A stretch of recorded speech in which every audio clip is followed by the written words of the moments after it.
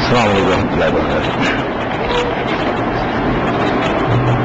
الحمد لله نحمده ونستعينه ونستغفره ونؤمن به ونتوكل عليه ونعوذ بالله من شرور أنفسنا ومن سيئات أعمالنا من يهده الله فلا مضل له ومن يضلله فلا هادي له وأشهد أن لا إله إلا الله وحده لا شريك له وأشهد أن محمدا عبده ورسوله أما بعد.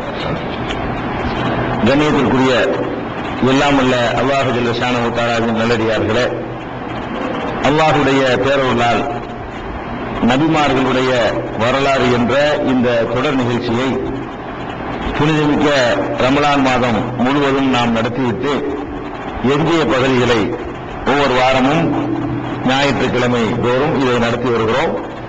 இதில் கடந்த சில வாரங்களாக மூசா அலைஹிஸ்ஸலாத்து வஸ்ஸலாம் என்ற இறை தூதருடைய வரலாற்றில் முக்கியமான சில செய்திகளை அறிந்திருக்கிறோம்.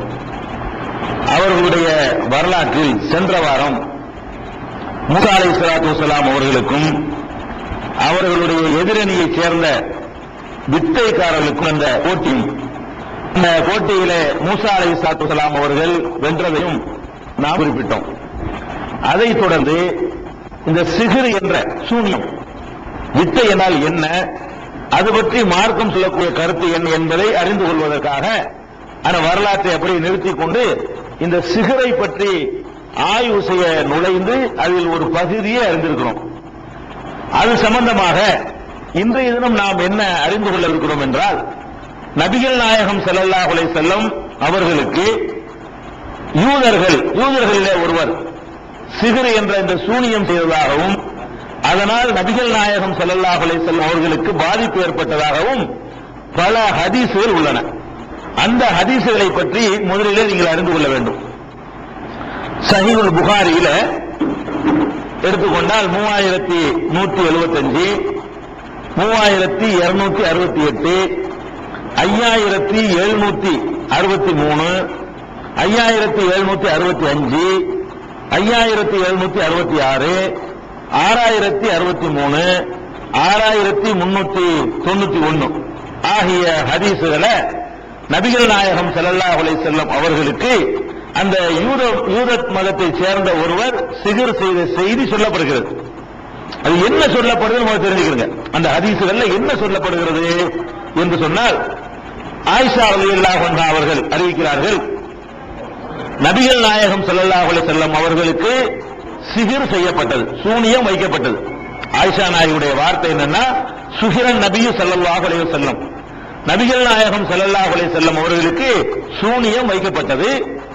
எந்த அளவுக்கு அது பாதித்தது என்று சொன்னால், ஹத்தா கான யுஹய்யலு இலைஹி அன்னஹு யஃஅலு ஷைய வமா யஃஅலுஹு, ஒரு காரியத்தை அவர்கள் செய்யாத நிலையில் செய்தார்கள் என்ற எண்ணத்தை அது அவர்களுக்கு ஏற்படுத்தியது.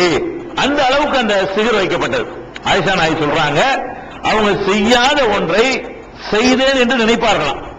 அப்படி நினைக்கும் அளவுக்கு நபிகள் நாயகம் ஸல்லல்லாஹு அலைஹி வஸல்லம் அவர்களுக்கு சூனியம் வைக்கப்பட்டது. வைக்கப்பட்ட உடனே ஹத்தா கான ذات யௌமின், ஒரு நாள் தஆ, அல்லாஹ்விடத்திலே துஆ செய்தார்கள். வதஆ, மீண்டும் துஆ செய்தார்கள்.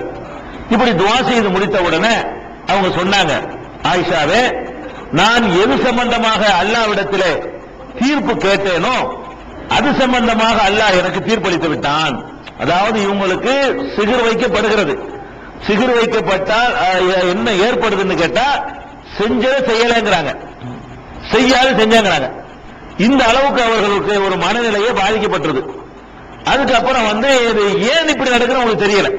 அதுதான் எல்லாரும் துஆ செய்றாங்க. இந்த ஹதீஸ் பிரகாரமே ஏன் அப்படி நடக்குன்னு தெரியாம அல்லாஹ்விடத்தில் நான் விளக்கம் கேட்டிருந்தேன், அல்லாஹ் எனக்கு விளக்கம் தந்துட்டான் அப்படின்னு ஆயிஷா நாயகி கிட்ட சொல்றாங்க. என்ன சொல்றாங்க, எப்படி சொல்றாங்கன்னு கேட்டா, என்னிடத்தில் 2 பேர் வந்தார்கள். ஒரு ஆளு என்னுடைய தலை மாட்டில் அமர்ந்து கொண்டார், இன்னொரு ஆளு என்னுடைய கால் மாட்டில் அமர்ந்து கொண்டார். அதானி ரஜுலானி, 2 மனிதர்கள் என்னிடம் வந்தார்கள். ஃபகஅத அஹதுஹுமா இந்த ரஸி, ஒருவர் என்னுடைய தலை மாட்டில் அமர்ந்து கொண்டார். வல் ஆகரு இந்த ரிஜ்லைய, இன்னொருத்தர் என்னுடைய கால் மாட்டில் அமர்ந்து கொண்டாரு. அமர்ந்து கொண்டு ரெண்டு பேரும் மாணவர்கள், ரெண்டு பேரும் மலக்குகளை தான் ரசூலுல்லாஹ் அப்படி சொல்றாங்க. எனக்கு என்ன விஷயம் தெரியாம இருந்துச்சு பாருங்க, இப்பதான் விஷயமே தெரியுது. நான் படுத்து கிடக்கும் பொழுது ரெண்டு பேர் வர்றாங்க, ஒரு ஆளு தலைமாட்டில் உட்கார்றாங்க, ஒரு ஆளு கால் மாட்டில் உட்கார்றாங்க. உட்கார்ந்து அவங்க ரெண்டு பேரும் பேசிக்கிறாங்க. அதுதான் விஷயம் கிடைக்குது, ரசூலுல்லாஹ் கிடைக்கலாம். இப்ப கால அஹதுஹுமா லில்லாஹர், ஒருவர் வந்து இன்னொருத்தர் சொன்னாரு, மா வஜு ஒரு ரஜுல், இவருக்கு இந்த மனுஷருக்கு என்ன நோய் ஏற்பட்டிருக்கிறது அப்படின்னு ஒருத்தர் கேட்கிறாரு. கேட்ட உடனே இன்னொருத்தர் சொல்றாரு, மத்பூபுன், அவருக்கு வந்து சூனியம் வச்சுட்டாங்க யாரோ. அது என்ன விஷயம் ரசூலுல்லாஹ்க்கு தெரியலையா. அதாவது ஒன்னு செய்யறாங்கன்னு மட்டும்தான் வருது, என்ன காரணம் விளங்கல. அல்லாஹ் இடத்துல துவா செய்யறாங்களாம். துவா செஞ்ச பிறகு அல்லாஹ் வந்து அதுக்கு என்ன பதில் சொல்றான்னா, உனக்கு இன்னும் நடந்திருக்குன்னு அல்ல அறிவிக்கிறான். எப்படி அறிவிக்கிறான்னா, ரெண்டு மாணவர்களை அனுப்பி ரெண்டு பேரும் உட்கார வச்சு அவங்க ரெண்டு பேரும் பேசிக்கிறாங்களாம். பேசும்போது இவருக்கு என்ன விஷயம், இவர் என்ன ரசூலுல்லாஹ்வுக்கு இவருக்கு என்ன நடந்துருச்சுன்னு கேட்கிறாங்க ஒரு ஆளு. ஒருத்தர் சொல்றாரு வந்து மத்பூபுன், இவருக்கு சூனியம் வைக்கப்பட்டிருச்சு. அப்ப அவர் திருப்பி கேட்கிறாரு, ஒமன் தப்பஹு, இவருக்கு சூனியம் வச்ச ஆள் யாரு அப்படின்னு கேட்கிறாரு. அப்ப அந்த இன்னொருத்தர் சொல்றாரு, லபீது இப்னுல் ஆசம், ஆசம் என்பவருடைய மகன் லபீதுங்கிறவன் அந்த சூனியத்தை வச்சிருக்கிறான் அப்படின்னு ஒருத்தர் விளக்கம் சொல்றாரு.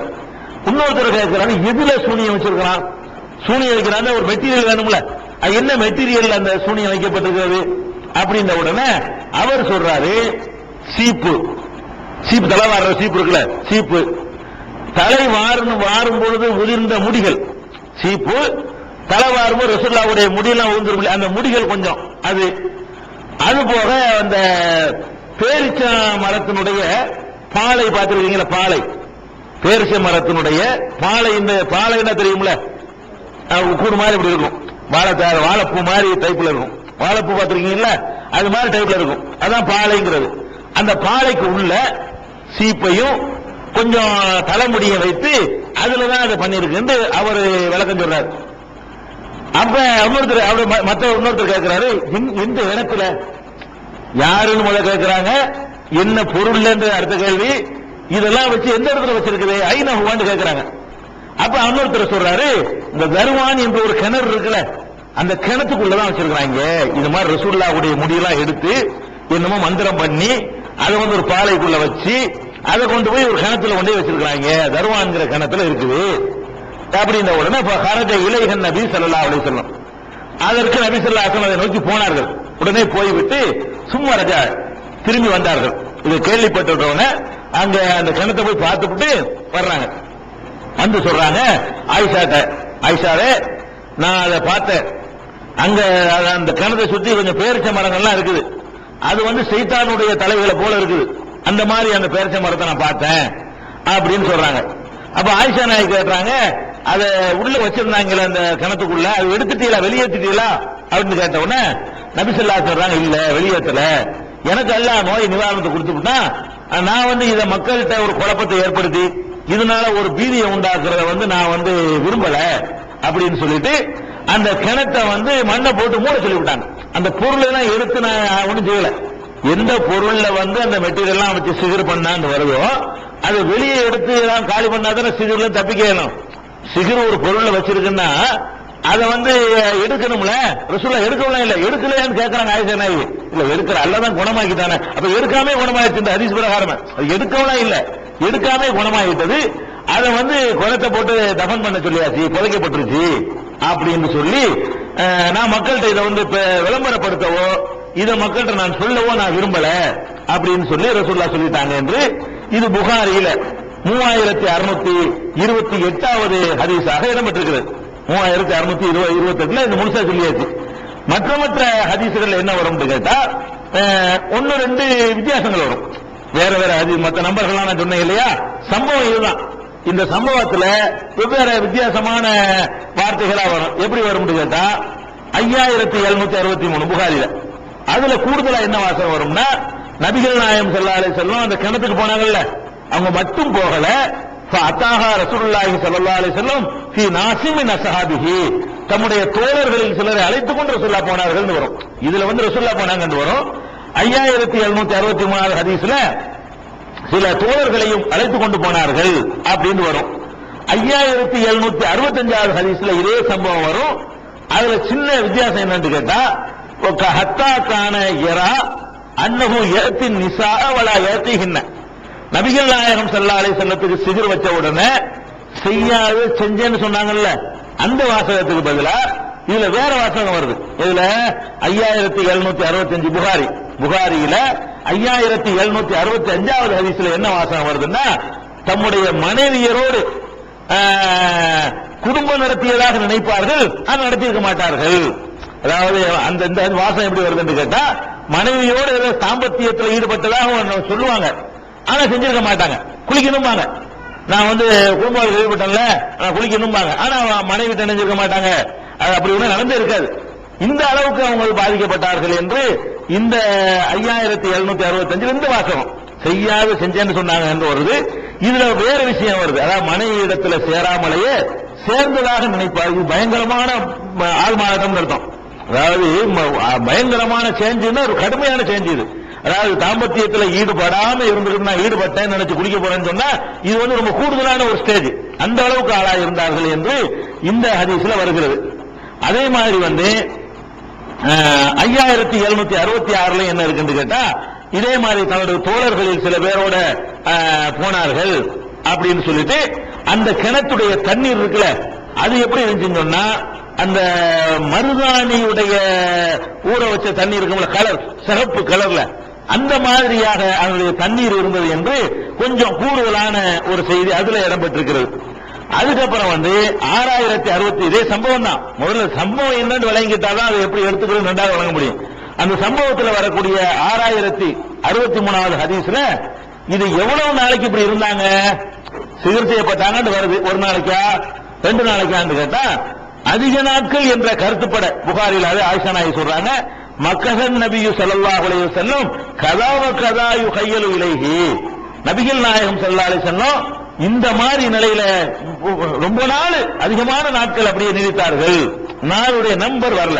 அப்படியான ஒரு வார்த்தையை ஆயிஷா நாயகி சொன்னதாக 6063வது ஹதீஸ்ல இடம்பெற்றிருக்கிறது.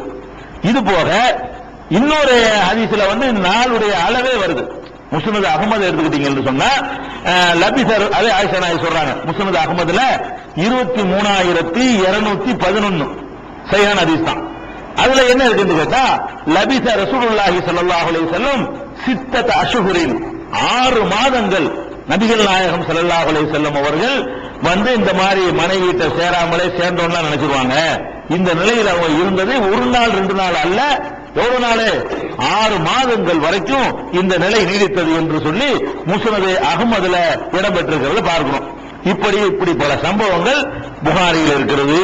புகாரி மட்டும் நான் சொல்றது காரணம் என்னன்னா, அது சொன்னா மத்தெல்லாம் போதுங்கிறதுனாலதான்.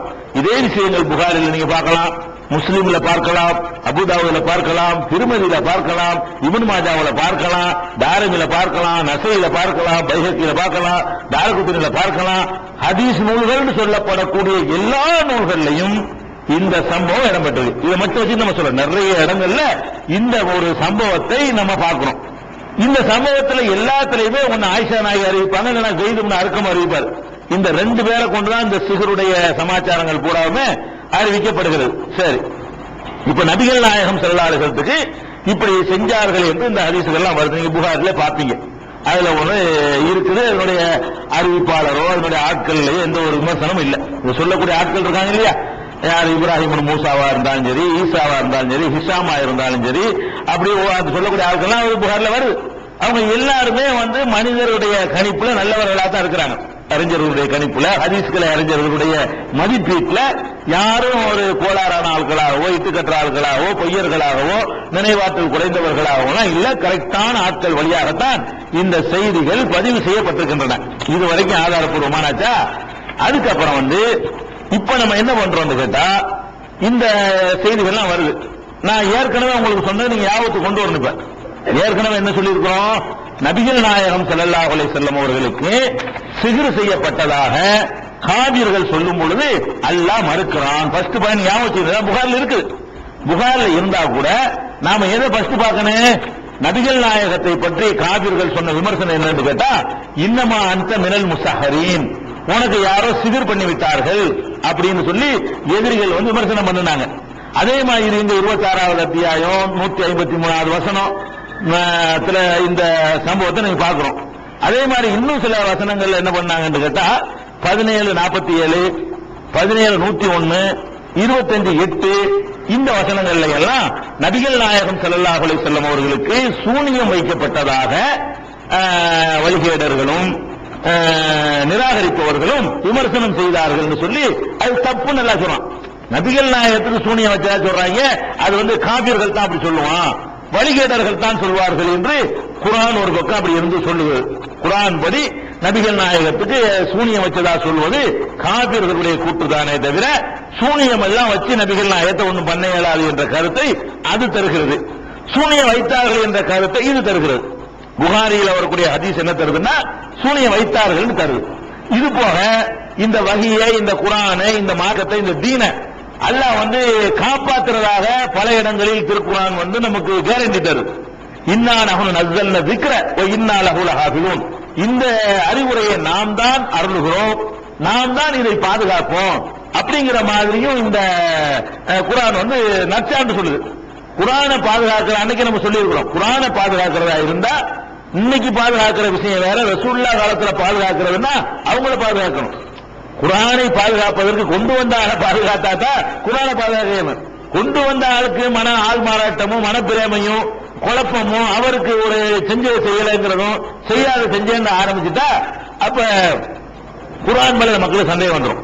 அந்த கேட்கிற மக்களுக்கு இவர் ஆள் மாறாட்டத்துல சொல்றாருப்பா இது அப்படின்றாங்க. அந்த 6 மாச காலம் ஒரு நாள் இருந்தாலும் பரவாயில்ல, 6 மாச காலம் அவர்கள் சொன்ன செய்திகள் எல்லாமே அது அவர் சிகிர்ல சொன்னதா யதார்த்தத்தில் சொன்னதான்னு வந்துடும்.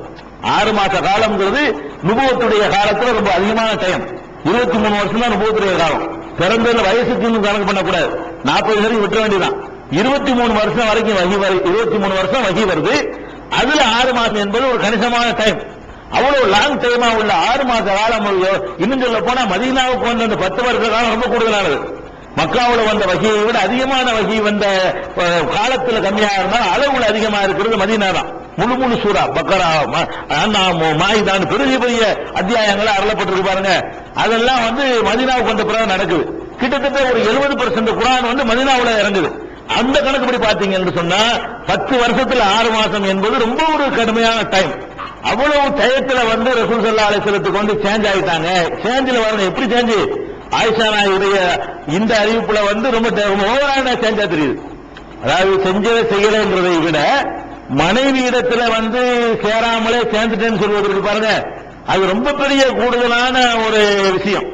மற்ற செயல்களை எல்லாம் ஒரு மனிதன் மறந்துடலாம். இது உடல் ரீதியாக பல விஷயங்கள் சம்பந்தப்பட்ட விஷயம். இதுகளையே ரசூலுல்லாஹ் மறந்துட்டு நான் குளிக்கணும் தனியாக கொண்டு வாங்கன்னு சொல்லியிருப்பாங்களே, அர்த்தமானது. செய்யாத செஞ்சா குளிக்க மனைவிட்டு சேராம சேர்ந்தா என்ன செய்வாங்க? தண்ணி எடுத்து குளிக்கணும், குளிப்பு கடமையா போச்சுன்னு சொல்லிட்டு என்ன செய்வாங்க? அந்த அளவுக்கு செய்வாங்க என்றுதான் மீனிங் அர்த்தம் அது. அப்ப அப்படி ரசூல் ஸல்லல்லாஹு அலைஹி வஸல்லம் மாறிட்டாங்க என்று இது சொல்லுது. அப்படி இதை ஏத்துக்கிட்டீங்கன்னா, இதை அப்படியே ஏற்றுக்கொண்டால் அதை மறுக்கிறவர்கள், எதை மறுக்கிறவர்களே குர்ஆன் மறுக்க வேண்டியது. அல்லாஹ் பாதுகாக்கிறங்கிறான், இது பாதுகாக்கலன்னு சொல்லுது. வல்லாஹு யாஸிமுக மினன் நாஸ், மனிதர்களிடமிருந்து அல்லாஹ் உங்களை பாதுகாப்பான் என்று ஒரு இடத்துல அல்லாஹ் சொல்றான். இங்க என்ன பண்ணுது? மனிதர்களிடமிருந்து ரசூலுல்லாஹ்வை பாதுகாக்க முடியல. விஷம் கொடுத்து கூட ரசூலுல்லாஹ் கொல்ல முடியல. விஷம் கொடுத்து பாய்ச்சி ஒரு அம்மா, அப்ப கூட கொல்ல முடியல. புகழ் போரோட வெட்டினாங்க, அப்ப கூட ஒன்றும் செய்ய முடியல. இந்த உடல் பாதுகாப்பை விட ரசூலுல்லாஹ்வை பாதுகாக்கிறது என்பதுல இதை பாதுகாக்கணும். உடலையாவது பாதுகாக்க விட்டுறலாம், கையை நோய்வாய்ப்படலாம், படுக்கலாம், அதெல்லாம் பிரச்சனை இல்லை. சிந்தனையை பாதுகாக்கலன்னா மார்க்கத்துக்கு டேஞ்சர் ஆயிரும். அப்ப அல்லாஹ் உண்மை பாதுகாப்பான் என்பதுல ஃபர்ஸ்ட் பாதுகாப்பு என்னன்னு கேட்டா அல்லாஹ்வுடைய வஹிக்கு பாதுகாப்பு இருக்கணும், வஹியை கொண்டு வந்தவருடைய சிந்தனைக்கு பாதுகாப்பு இருக்கணும். அதுக்கு எதிராக இருக்கு. அப்ப இதுல பல விஷயங்கள் மூலம் யாவத்தில் வச்சுக்கணும். இந்த ஹதீசுகள்ல என்ன வருதுன்னா ரசூலுல்லாஹ்வுக்கு சிகிர் செஞ்சதா வருது. இது யார் சொல்றா? ஒரு ஆயிஷா நாயகி சொல்றாங்க, ஒரு ஸைத் இப்னு அர்கம் சொல்றாங்க. ரசூலுல்லாஹ்வுக்கு சிகிர் செஞ்சதாக காபிர்கள் தான் சொல்லுவான்னு சொல்லக்கூடியது டோட்டல் சமுதாயமும் குர்ஆன் நமக்கு அறிமுகப்படுத்திருக்கிறாங்களே, டோட்டல் சமுதாயம் அல்லாஹ்வுடைய வேதம்னு சொன்னாங்களே, அதுல அது இருக்கிறது. அப்ப நமக்கு முரணா வரும் பொழுது நம்ம இதை ஏத்துக்கிட்டு அதை மறுத்தாலும் தப்பு, அதை ஏத்துக்கிட்ட மறுத்தாலும் தப்பு. அப்ப ரெண்டையும் நம்ம என்ன செய்யணும்? ஆய்வு பண்ணணும். ஒண்ணு, ரெண்டையும் மறுத்து இணைச்சு ஒரு விளக்கம் கொடுக்க முடியும்னா விளக்கம் கொடுத்து பார்க்கணும். அப்படியும் கொடுக்க முடியாது. எல்லா வகையிலையும் ஒரு மோதல் வரக்கூடிய நேரத்தில் நம்ம என்ன பண்ணணும்னு கேட்டா அல்லாஹ்வுடைய வேதத்துக்கு கூடுதல் முக்கியத்துவத்தை கொடுத்து, அப்ப இதுல ஏதோ ஒரு ராங் நமக்கு தெரியாத ஒரு ராங் இருக்கும். ரசூலுல்லாஹ்வுக்கு எப்படி வைக்க முடியாது. நான் அதுக்கு முந்தி போனதுல ஒரு கருத்தையும் உங்களுக்கு சொல்லியிருக்கிறேன். ரசூல் ஸல்லல்லாஹு அலைஹி வஸல்லத்துக்கு சிகர் வச்சுட்டாங்கன்னு சொன்னா அன்றைக்கு அந்த சவால் அடிபட்டு போயிடும். இறை தூதர்கள் எதை கொண்டு தங்களை நிரூபிப்பாங்க? அற்புதங்களை கொண்டுதான். இறை தூதர்கள் நாங்கள் இறை தூதர்கள் நெத்திலே எழுதிய ஊட்டிக்கணும் அப்படிலாம் ஒண்ணும் இருக்காது. அல்ல இறை தூதர்களுக்கு மனித தன்மை எல்லாம் எடுக்கப்பட்டு அனுப்பப்படுவாங்களா? அப்படியும் கிடையாது. நம்மள மாதிரி சாப்பிடுவாங்க, நம்மள மாதிரி குடிப்பாங்க, நம்மள மாதிரி குடும்ப வாழ்க்கை ஈடுபடுவாங்க, நம்மள மாதிரி கவலைப்படுவாங்க, நம்மள மாதிரி நோயப்படுவாங்க. இப்படி இருக்கக்கூடிய ஒருத்தர் தன்னை இறை தூதர்னு சொல்றாருன்னு சொன்னா அவரை எதை கொண்டு அல்ல இறை தூதர் நிரூபிக்கிறான்? ஒவ்வொரு நபியையும் ஒன்னு ரெண்டு அற்புதங்களை கொடுப்பான். ஒன்னு ரெண்டு அற்புதங்களை கொடுத்து இந்த பார் அற்புதம் இவங்க செய்ய முடியுமா? இது யாரும் செய்ய முடியல, அதனால நான் இறை தூதரு அப்படின்னு சொல்லுவாங்க இறை தூதர்கள். அப்படி சொல்லித்தான் இறை தூதர்கள் தூதரை நிரூபிச்சிருக்கிறார்கள் அல்லாஹ் குர்ஆன்ல சொல்லி காட்டுறான். எந்த தூதரை அனுப்பினாலும் அற்புதம் கொடுக்காமல் அனுப்பியதில்லை. நம்ம ஏற்கனவே சொல்லியிருக்கிறோம். தூதர்களுடைய ஆரம்ப அடிப்படை முன்னுரையை சொல்லும் பொழுது ஒரு தூதரும் அற்புதம் கொடுக்காம மனிதர்களை சோதிக்கிற விதமாக நான் தான் தூதர் நம்புனா இப்ப நம்புவான். தூதர்னு சொல்லக்கூடிய நான் தான் ஒரு அறிஞர் நம்புனா நம்பிட்டு போயிடலாம். அல்லாஹ்வுடைய தூதர்னு சொல்வதா இருந்தா அது எப்படி நீ எப்படி அல்லாஹ்வுடைய தூதரா இருப்பேன்னு ஒருத்தர் கேட்பான்ல. அல்லாஹ்வுடைய தூதர் என்று ஒரு நம்புவதா இருந்தால் நம்மள மாதிரி ஒரு எல்லா பலவீனமும் அவருக்கு இருக்கும் பொழுது நம்ப மாட்டான் யாருமே. இப்ப நம்ப வைக்கிறதுக்கெல்லாம் என்ன பண்றான்? அவருக்கு ஒரு அற்புதத்தை கொடுப்பான், ஒட்டகத்தை கொடுப்பான், கைத்தறி போட்டு பாம்பாய் காட்டுவான், ஏதாவது ஒரு வகையில ஒரு அற்புதத்தை கொண்டப்பார். இது உனக்கு செய்ய முடியுமா? யாருக்கு செய்ய முடியுமா? நான் செஞ்சு காட்டுறேன்ல. அப்ப இது நானா செய்யறப்பா, இறைவன் தாப்பாப்பா, இதான் பொறுப்பு, இதான் சான்று அப்படின்னு சொல்லுவார். அப்ப அற்புதங்களை கொண்டுதான் தூதரையை நம்ப வேண்டிய ஒரு நிலையில் அல்லாஹ் மனிதர்களை படைச்சிருக்கும் பொழுது அவன் இந்த மாதிரி ரசூலுல்லாஹ் பிறக்க ஒரு அற்புதத்தை பண்ணிவிட்டான்டா. அப்ப எப்படி நம்புவாங்க? நீ தூதருங்கிற இந்த ஒன்னே பறிச்சு என்ன சொல்ற முடிவு வச்சா கதை? இறை தூதரை நம்புறதே அந்த அற்புதத்தை வச்சிருக்கலாம். ஏன்னா அவங்களுடைய மனித தன்மையை மாற்றி அனுப்புறதில்லை. இறை தூதர்களை அனுப்பும் பொழுது மனித தன்மை எடுத்து போட்டு மலக்குமார் அனுப்பி இந்த பார் தூதர் சாப்பிட மாட்டார் பாரு, 10 வருஷம் அரைச்சு போட்டு வை சோறு நீங்க மாட்டாங்க அனுப்பினா ஒரு தூதரையாச்சு. ஒரு தூதரை அப்படி அனுப்பல. எல்லா தூதரும் சாப்பிட்டாங்க, மலைஜலம் கழிச்சாங்க, ஒண்ணுக்கு போனாங்க, குடும்ப வாழ்க்கை நடத்தினாங்க, கஷ்டப்பட்டாங்க, கவலைப்பட்டாங்க, எல்லாமே இருந்துச்சு. அப்ப எல்லா மனித தன்மையை அனுப்பும் பொழுது அவங்களுக்கு கொடுத்தது 2-3 அற்புதங்கள் தான். அதை வச்சுதான் நான் அல்லாஹ்வுடைய தூதர் நிரூபிக்க நிலையில் இருக்கிறாங்க. அப்ப அற்புதங்களால் தான் இறை தூதர் நிரூபிக்க இயலும் என்ற நிலையில நபிகள் நாயகத்துக்கு இப்படி பண்ணி இந்த மாதிரி ஆகிவிட்டாங்க என்று சொன்னா இப்ப அதுதானே அற்புதமா இருக்கு. இப்ப அது போலியில நெசமோட செஞ்சிருக்கிறான். அதாவது உண்மையாகத்தான் பண்ணிவிட்டாங்க, போலியாவெல்லாம் பண்ணலையே. மூசா நபி காலத்துல போலி நம்ம சொல்லிவிட்டோம், வித்த பண்ணினாண்டு. இங்க இது நெசம்னு எடுத்துக்கொண்டிருக்கல. ஆனால் எங்கேயோ இருந்துகிட்டு நபிகள் நாயக ஒரு முடியல என்னமோ பண்ணுவானா, இங்க கொண்டாடிட்ட மனைவிட்ட போகாமலேயே மனைவிட்ட போனோம்னு நினைக்குவாங்களா, செய்யாதெல்லாம் செஞ்சேன்னு நினைக்குவாங்களா. அவ்வளவுக்கு பவர் அவனுக்கு இருந்துச்சுன்னு சொன்னா இவர் இறை தூதர் கிடையாது. என்ன இறை தூதர்? சாதாரண நாம் பறிச்சு விட்டுட்டால கொஞ்சம் இல்ல, சாதாரண ஒரு ஆள் நான் இறை தூதரா இல்லாத நான் அவர் அப்படி பறிச்சல போட்டு பறிச்சு விட்டுட்டேன். இவர் என்ன இறை தூதர்னா என்ன ஆயிருக்கும்? எத்தனை பேர் மதம் மாறி முர்த்ததாகி போயிருப்பாங்க. இப்படி மேராஜ் சொன்ன எத்தனை முர்த்ததாகி போனாங்க. ரசூல் ஸல்லல்லாஹு அலைஹி வஸல்லம் மேராஜுக்கு போயிட்டு வந்தேன்னு சொன்னோன்னே எனக்கு வரைக்கும் ஒழுங்கா இருந்தா இன்னைக்கு ரொம்ப நம்ப முடியாதுன்னு சொல்ல ஆரம்பிச்சாருன்னு ரிட்டர்ன் ஆகி போயிட்டாங்க. அப்ப இப்படி ஒரு நடந்து வரலாற்று நடந்திருக்குமே. ஆனால் ஒரு கணிசமானவர் மாறி இருப்பார்கள். அரைகுறையா வந்த கேஸ் நினைஞ்சிருக்கேன். என்னடா தூதர்னு பெருசா நம்பிக்கிட்டு வந்தோம், ஒரு சாதாரண மனுஷன் பறிச்சு அடிச்சு விட்டான், அப்புறம் என்ன தூதர்? அதை பேஸ் பண்ண இருக்கு ஏழல. அல்லாஹ்வுடைய தூதர்னா ஒரு சாதாரண மனுஷனுக்கு மத்தியில உடல் வலுவு மற்ற விஷயத்துல தோல்வியை கொடுக்கலாம். இது மறைமுகமான மந்திரத்துல தோல்வி. இது ஒரு மூசி ஏற்றி படுக்க போட்டா ஓகேன்னு ஒத்துக்கலாம், ஒரு மயக்க மருந்தை கொடுத்து படுக்க போட்டா ஓகேன்னு ஒத்துக்கலாம், உணவுல நினைச்சா கலந்து கொடுத்து சேஞ்சாகி விட்டாத ஓகேன்னு ஒத்துக்கலாம். இவன் அல்லா மாதிரில வேலை செய்யறான். அவன் எங்கேயோ உட்காந்துக்கிறான், கிணறு எங்கேயோ இருக்கிறது, அவன் அங்க செய்யற வேலை இங்க பாதிக்குதுன்னா அது அல்லாவுடைய வேலை இல்ல. அல்லா செய்யற மாதிரி டெக்னிக்கலை பண்ணிட்டான்னு சொன்னா அப்ப என்ன வருதுங்க? நபிகள் நாயகத்தினுடைய அந்த தூதுத்துவமே அன்றைய சமுதாய மக்கள் மத்தியில சந்தேகத்துக்குரியதா இருக்குமா இருக்காதா? அதைத்தானுங்க அல்லாஹ் அற்புதத்தை வச்சு தானுங்க எல்லா தூதரையும் நிறைநாட்டுறான். அப்படிங்கறதெல்லாம் வச்சு பார்க்கக்கூடிய நேரத்தில் இதுவா அதுவாங்கிற ஒரு இடைஞ்சல் வர்ற காரணத்தினால் அது புகாரியிலே இருந்தாலும் நாம் என்ன பண்ணணும்? குர்ஆன் அடிப்படை இஸ்லாமிய தத்துவம், கொள்கை, கோட்பாடு, ஒரு மனிதனுக்கு அல்லாஹ் கொடுத்திருக்கிற ஆற்றலுடைய லிமிட். மனிதனுக்கு என்ன ஆற்றல் கொடுத்திருக்கிறான்? மனிதனுக்கு ஆற்றல் கொடுத்திருக்கான். ஒரு ஆளை கொல்லலாம். எப்படி கொல்லலாம்? கத்தியத்தை குத்தி கொள்ளலாம். நீங்க என்ன கொள்ளலாம், அவங்கள கொள்ளலாம். அந்த மாதிரி ஆற்றல் எப்படி கொள்ள முடியும்? கத்தியை கொண்டாந்து குத்தி கொள்ள முடியும், துப்பாக்கி நாள் சுட்டு கொள்ள முடியும், சோத்துல இருந்தா கலந்து வச்சு கொள்ள முடியும். கொள்ள முடியுமா? சுட்டு போ. இப்படி கொள்றதை கொடுத்திருக்கான அல்ல. இப்படி கொடுக்கல, நீங்க என்ன கொள்ள நானும் கொள்ளல. அப்ப கொள்ளலாம் எல்லாம் செய்யலாம், நீங்க ஒருத்தர் இடைஞ்சல் பண்ணலாம். எப்படி பண்ணலாம்னு கேட்டா சாதனங்கள் வழியா காரண காரியங்கள் வழியா பண்ண முடியுமே தவிர நான் உங்களை டச் பண்ணாம எந்த வகையிலையும் எந்த பொருளை கொண்டும் உங்களை டச் பண்ணாம குறைஞ்சபட்சம் ஒரு புகையில இனத்தையா கலந்து விஷ புகையை கலந்தாவது மூக்கு வழியா விட்டுதான் உங்களை பண்ண முடியும். உங்களை மயக்கம் போட வைக்கிறா இருந்தா கூட என்ன செய்யலாம், உங்களை டச் பண்ணாம செய்யலாம். என்ன செய்யலாம், இங்க இருந்து ஒரு விஷ புகையை அப்படி விட்டேன்னு சொன்னா அப்படி வந்து உங்க மூக்குல பாடும், நீங்க அது உள்ளக போகும். அப்ப வெளியிலிருந்து ஒரு பொருளை உங்கள் மீது செலுத்தி கேடு செய்வதாக இருந்தால் அது அல்லாஹ் மனுஷனுக்கு கொடுத்த சக்தி. ஒண்ணுமே செலுத்த மாட்டான், எதுவுமே செய்ய மாட்டான். இங்க உட்காந்து என்னமோ பட்ட அங்க டைப் படிச்சு அங்க போய் அவரா எப்படி இருக்கு. இப்படியான ஒரு ஆற்றல் மனிதனுக்குரிய ஆற்றலா இது? இது ரப்பு செய்யற வேலை, இது அல்லாஹ் செய்யற வேலை. இப்படியான ஒன்றை அல்லாஹ் கொடுத்தான்னு சொன்னா ஒரு மனிதன் வழிகட்டு போனா கூட அவனை ஒன்னு கொஸ்டின் பண்ண இயலாது. நீ தான் நல்ல அற்புதத்தை நம்ம வச்சு அந்த அழகான அற்புதம் பண்ணி காட்டிட்டான் மாட்டான். அப்படி இருக்கா இல்லையா? அற்புதத்தை நீ தான் நம்ப சொல்ற, கண்ணு முன்னாடி அற்புதம் பண்ணி காட்டுறான். நான் ஏன் அவன் சொல்றது ஏத்துக்கிறோம்னு கேட்டுறோமே இல்ல? நபிமார்கள் வந்து அற்புதம் கொண்டு வரும்போது ஏத்துக்கிற மருத்துவக்கு தானே எல்லாம் கவுண்டர் பண்றான். ஏன்டா ஏத்துக்கிற மாட்டேங்கிறீங்க, நான் அத்தாட்சி கொடுத்தனடான்னு மறுமையில காப்பானா இல்லையா? அப்ப அத்தாட்சி இருந்தால் நம்பணும் என்பது மனிதனுக்கு அல்ல விதியாக இருக்கும் பொழுது இவங்க நெசமாவே இப்படிலாம் பண்ணுவாங்க இருந்தா அதையும் நான் நம்ப தானே செய்வேன். நான் நம்பிட்டேன்னா என்ன எப்படி எல்லாம் கொஸ்டின் பண்ணுவான், எப்படி கேள்வி கேட்பான் என்றெல்லாம் யோசித்து பார்த்து நம்ம என்ன பண்ண வேண்டியிருக்குது. இது புகாரியில வந்திருந்தாலும் அதை விட குர்ஆன் வந்து வெயிட்டானது, அதை விட வலுவானது, அதை விட இஸ்லாமிய அடிப்படை வலுவானது. அதனால இதுல நம்மளுக்கு அறியாத ஏதோ ஒருத்தர் கோளாறு படைச்சவர் இருப்பாரு, நபிகள் நாயகத்துக்கு இப்படி நடந்திருக்காது. இன்னும் சொல்ல போனா இது வந்துங்க ஒரு செய்தி நீ கவனிக்கணும். அந்த செய்தியுடைய முக்கியத்துவத்துக்கு தகுந்த மாதிரி நிறைய பேர் அறிவிப்பாங்க.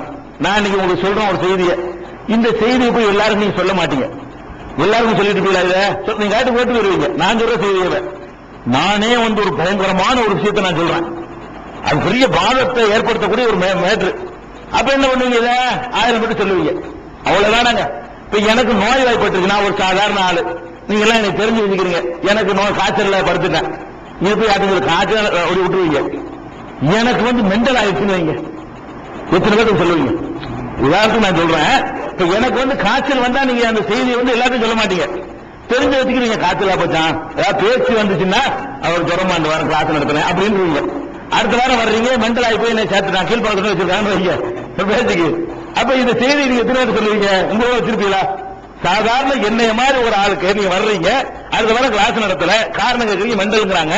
இது வந்து உங்களுக்கு தெரிஞ்சு அம்புட்டு பேரும் சொல்லுவீங்க இல்லையா? ஒரு ஆள் விட மாட்டீங்க, தெரிஞ்சு அம்புட்டு போயிட்டீங்கன்னா இது ஒரு பெரிய விஷயம், பெரிய ஒரு தாக்கம் இது. அப்ப அந்த மாதிரியான விஷயமா ஒரு சாதாரண ஒரு மனிதனுக்கு செய்யும் பொழுது அல்லாஹ்வுடைய தூதருக்கு இப்படி ஒன்று நடந்து இருந்தா எத்தனை பேர் இதை பற்றி அறிவிச்சிருப்பாங்க? எத்தனை சஹாபாக்கள் 6 மாச காலம்ல 2 நாள் இப்படி இருந்து மறைஞ்சிட்ட பெரிய கூட தெரியாம போயிடும். 6 மாச காலம் இப்படியான ஒரு ஸ்டேஜில் ரசூலுல்லாஹி ஸல்லல்லாஹு அலைஹி வஸல்லம் இருக்கும் பொழுது ஒவ்வொரு சஹாபியும் இதை பற்றி எக்கச்சக்கமான அறிவிப்புகள்ல வந்திருக்கணும். நூல்கள் தான் நிறைய வந்திருக்கே தவிர அறிவிக்கிற ஆர்வம் தான் இருக்குது. அது ஆயிஷா தான் இருக்கு, புகாரி முஸ்லிம் எல்லாம் வருது, அறிவிக்கிறாங்க. அந்த 2 பேர் தான் அறிவிக்கிறாங்களே தவிர ஆயிரக்கணக்கான பேர் என்ன செய்யறது, இதை வந்து அறிவிச்சு இருக்கணும். பெருமானார் ஸல்லல்லாஹு அலைஹி வஸல்லம் பாதிப்பு, பெரிய பாதிப்பு ஏற்பட்டுச்சு, எங்களுக்கெல்லாம் நாங்கள் கலங்கி போயிட்டோம், நாங்கள் ஆடி போயிட்டோம், என்ன செய்யணும் நினைச்சு தடுமாறி போயிட்டோம், அதிர்ச்சி அடைஞ்சிட்டோம் என்ற மாதிரி எல்லாம் எவ்வளவு அறிவிப்புகள் வந்திருக்கணும். அதையெல்லாம் வச்சு பார்க்கும் பொழுது என்னமோ ஒரு நம்மளை அறியாம யாரோ ஒரு ஆள் வந்து பண்ணிருப்பாங்க. அல்லாஹ்வுடைய வேதம் பாதுகாக்கப்பட்டது, இதுல ஏதோ நம்மளை அறியாமல் ஒண்ணு இருக்கும், நாம் அதுக்கு முன்னுரிமை கொடுத்து இதை பெண்டிங் எழுதி வச்சிட வேண்டியதான். ரசூலுல்லாஹ்வுக்கு சீர் வைக்கப்படும் என்பதை நம்ம என்ன செய்யக்கூடாது, ஏத்துக்கிற கூடாது. என்ன ஒரு புரிஞ்சுக்கிறதுக்காக சொல்வதா இருந்தால், நான் போன வாரம் கூட ஒண்ணு சொல்லி காட்டின ஒரு சம்பவம், அந்த குர்ஆன்ல இருந்து அதை வந்து என்ன செஞ்சாங்க, ரசூல் ஸல்லல்லாஹு அலைஹி வஸல்லம் மௌத்தா போகும்போது கூட குர்ஆன்ல சில வசனம் இருந்துச்சு, பின்னாடி உள்ளவங்க மாத்திட்டாங்க அப்படின்னு சொல்லிட்டு ஆயிஷா நாயகி சொல்லுவாங்க இல்லையா? அது நம்ம ஹதீஸ் சரியா இருந்தாலும் நம்ம ஏத்துக்கிற முடியாது. ஏன்னா குர்ஆனுடைய பாதுகாப்பின் மீது அது கேள்விக்குறி எழுப்புகிறது. அதே மாதிரி இன்னொரு சம்பவத்தை நீங்க பாத்தீங்கன்னா, முஸ்லீம்ல வரக்கூடிய ஹதீஸ் நீங்களே சொன்னவனே இது வந்து சரியா இருக்கா நீங்களே சொல்லிடுவீங்க. ஒரு அறிவிப்பாளர் கூட நான் சொல்ல தேவையில்லை, ஆனா எல்லாரும் கரெக்டான ஆளுகள், இதுல வரக்கூடிய அறிவிப்பாளர்கள் எல்லாம் கரெக்டான ஆளுகள். முஸ்லீம்ல 2637, 2636, 2638, அதே மாதிரி முஸ்லீம்ல 2639, 2640, 2634, 2635 இவ்வளவு உலகம் வரக்கூடிய ஒரு செய்தி முஸ்லீம்ல 3, 4, 5, 6, 7 இடத்துல வருது. சஹீஹ் முஸ்லீம்ல 7 இடத்துல இந்த சம்பவம் வருது. என்ன சம்பவம் வருதுன்னா, அபூ ஹுதைஃபா அப்படிங்கிறவர் அபூ ஹுதைஃபாவுடைய விடுதலை செய்யப்பட்ட அடிமை வந்து சாலிம் இருக்கிறார். அவர் என்ன செய்யறாருன்னா ஒரு அந்த வீட்டில் வளர்றார். சாலிம் என்பவர் அந்த அபூ ஹுதைஃபாவுடைய குடும்பத்தை சேர்ந்தவர் இல்ல, அடிமையா இருந்தார். அபூ ஹுதைஃபா விடுதலை செஞ்சிட்டார். அந்த சாலிம் என்பவர் வந்து பருவ வயசு அடைந்து விட்டார். பருவ வயசுனா என்ன, அந்த வாசம் எப்படி வருதுன்னா பலக மா எவ்வளவு ரிஜால், ஒரு ஆண்கள் என்ன நிலையை அடைவார்களோ அதையெல்லாம் அடைந்து விட்டார். அக்களும் ஒரு ஆண்கள் என்னென்னலாம் வழங்குவார்கள் அதெல்லாம் வழங்கி கொண்டார். ஒரு ஆம்பளை ஆயிட்டாராம். அந்த சாலிம் என்பவர் வந்து ஆம்பளை ஆயிட்டாரு. அவர் என்ன செய்யறாருன்னா இப்போ அந்த வீட்டுல வரப்போக இருக்கிறார். அபூ ஹுதைஃபாவுடைய வீட்டுல வரப்போக இருக்கிறார். அபூ ஹுதைஃபாவுடைய வீட்டுல சாலிம் அண்ணி இருவர். அங்க உள்ள பெண்கள்லாம் இருக்கும்போது வரப்போக இருந்து அது வந்து உள்ள அந்த ஹிஜாபுடைய விதிகளுக்கு முரணாகும். அப்ப இதை பத்தி அந்த அம்மா வந்து நபிகள் நாயகத்தில் கேட்கும் பொழுது நபி ஸல்லல்லாஹு அலைஹி வஸல்லம் சொல்றாங்க, அப்படின்னா நீ என்ன செய்யணும், அந்த சாலிம் இருக்காருல்ல அவருக்கு நீ பால் ஊட்டி விடு. பால் ஊட்டினா அன்னையும் ஆயிரும்ல, அப்ப அந்த மாதிரியான எண்ணங்கள் வந்து வராது அப்படின்னு ரசூலுல்லாஹ் சொன்னாங்க. இது வந்து இவ்வளவு நூல்கள்ல இருக்கு, இவ்வளவு இடங்கள்ல இருக்கு, வேற பல நூல்கள்ல இருக்கு. 18 வயசு பையனுக்கு பால் 18 வயசு இளைஞருக்கு பால் ஊட்ட முடியும்? நான் கேட்கிறேன், பால் ஊட்டுதல் என்பது குழந்தைக்கு உரியது. குழந்தைக்கு தான் பால் ஊட்டினால் அது வந்து தாய்மைங்கிற ஒரு கருத்து வரும். அந்த தாய்க்கு அந்த எண்ணம் வரும். பருவம் அடைஞ்ச ஒருத்தன் வந்து ஒரு பெண்ணிட்ட பால் குடிச்சா கூட பிள்ளைங்கிற உணர்வு அவளுக்கு வரும். அது மாதிரியான எண்ணம் வருமா? அப்படி ஒண்ணு இருக்குமா? அப்படி ஒரு அந்நியனுக்கு முன்னாடி அப்படி காட்டுன்ற சொல்லுவாங்களா? இது வந்துட்டு போறது டேஞ்சர் அவ்வளவு இருக்குது. அவர் வரப்போ இருக்காரு, பால் ஊட்டி விட்டு இருந்தா எப்படி பால் ஊட்ட முடியும்? இது ஆட்கள் எல்லாம் பாத்தீங்கன்னா கரெக்டா தான் இருக்கிறாங்க. இதுல உள்ள ஆட்கள் எல்லாம் பார்த்து கரெக்டா இருக்கிறாங்க. அப்ப நம்ம என்ன பண்றோம், இதுல ஏதோ ஒரு ராங் இருக்கு, இது ஏதோ தப்பான ஒரு ஆள் வந்து ஏதோ பண்ணிருக்கிறாரு. இதுல இது இஸ்லாமிய அடிப்படை ஃபண்டமெண்டல் எல்லாத்துக்குமே இது எதிராக இருக்கு நம்ம எடுத்துக்கொள்வோம். இது மாதிரி வர்ற வச்சுட்டு மொத்த வரி செஞ்சதா அப்படின்னு வச்சிடக்கூடாது. இது மாதிரி வரக்கூடியது நான் அன்னைக்கு சொன்ன மாதிரி 50 கூட தராது, ரொம்ப ரொம்ப குறைவா தான் இருக்குமே தவிர மற்றதெல்லாம் இவங்க முரண்லாம் இருக்காது. ஜாயிண்ட் பண்ணி முரண் இல்லாத ஒரு விளக்கம் கொடுக்க முடியலாம். இப்படியானது நமக்கு எந்த வகையிலும் இது வந்து யாராலையும் ஒன்றும் சொல்ல இயலாது. இது என்ன எந்த ஒரு அறிஞரையா கொடுத்து இது எப்படி சொல்லு, உன் வீட்டுல செய்யான்னு சொல்ல சரியா போயிடும். உன் வீட்டுல செய்வியா, நம்மளும் செய்ய மாட்டேன். அப்ப எப்படி ரசூலுல்லாஹ் செஞ்சிட வேண்டியதானே? அப்ப இது இஸ்லாமிய அடிப்படை எல்லாத்துக்கும் மாற்றமா இருக்கும் பொழுது இப்படி ரசூலுல்லாஹ் சொல்லி இருக்கவே முடியாது.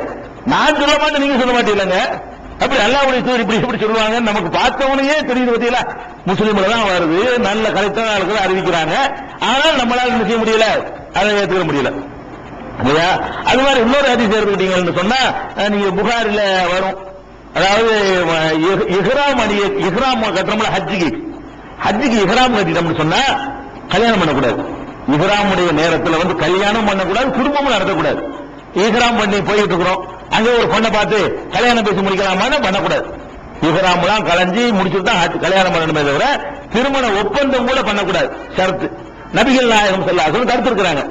இப்ப புகார்ல ஒரு ஹதீஸ் வரும், நபிகள் நாயகம் ஸல்லல்லாஹு அலைஹி வஸல்லம் அவர்கள் மைமூனாவை வந்து இஹ்ராம் கட்டி தான் கல்யாணம் பண்ணாங்க. ஹஜ்ஜுக்கு போனாங்களே, அந்த ஹஜ்ஜுக்கு இஹ்ராம் கட்டி இருக்கிற நிலையில தான் நபிகள் நாயகம் ஸல்லல்லாஹு அலைஹி வஸல்லம் அவர்கள் மைமூனாவை திருமணம் செய்தார்கள் என்று இப்னு அப்பாஸ் அறிவிக்கிறாங்க. இப்னு அப்பாஸுக்கு மைமூனா சின்னமா இத்தனைக்கும், வேற ஒரு அந்நியர்லாம் கிடையாது.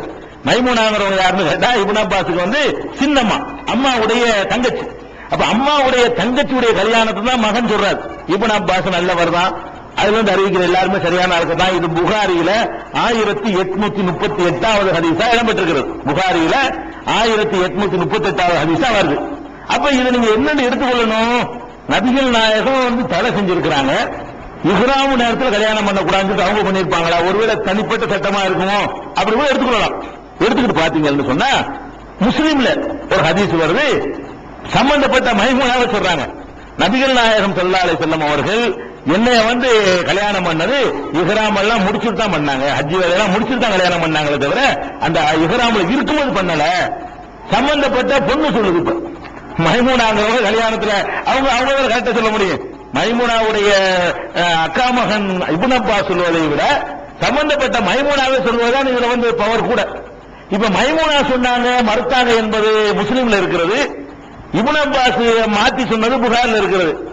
எல்லா அறிஞர்களும் முஸ்லீம்ல உள்ள எடுத்துக்கிட்டு புகார்ல உள்ள செய்தி தப்புன்றாங்க. எல்லாம் சகட்டு மணி. இது வந்து இப்னு அப்பாஸ் நம்ம பார்க்க கூடாது, முஸ்லீம் நூல்கள் நீங்க பார்க்க கூடாது. இந்த செய்தியை பொறுத்த வரைக்கும் சம்பந்தப்பட்ட 2 பேருக்கு சொல்லுக்கு நீ மேலதான் மத்தாளுக்கு சொல்லு. டாப்பு எதுதான் ஒன்னு ரசூலுல்லாஹே சம்பந்தப்பட்டவங்க சொல்லணும், இல்ல மைமூனா சொல்லணும்.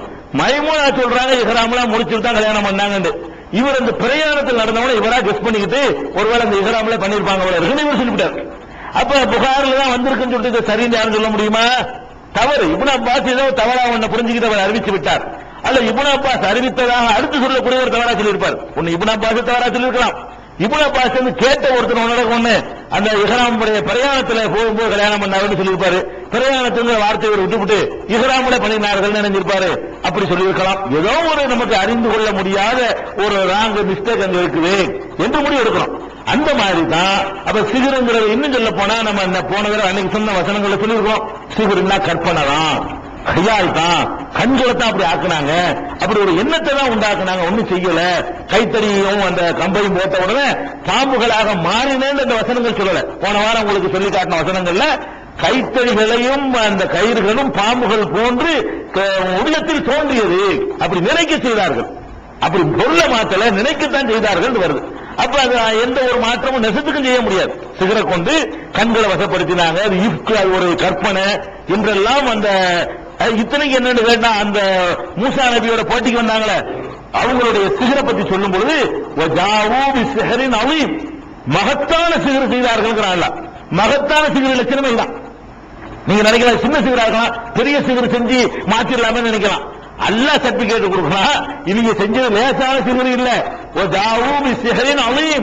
மகத்தான சிகர் செய்து விட்டார்கள். மகத்தான சிகர் லட்சணம் என்னன்னு கேட்டா அப்படி நினைக்கத்தான் செஞ்சாங்க, நெசத்துக்கும் செய்யல. அதான் மகத்தான சிகர். மகத்தான சிகரால் என்ன செய்ய முடியும் கேட்டா இத இந்த இடத்துல உள்ளதை தங்கமா மாத்த இயலாது.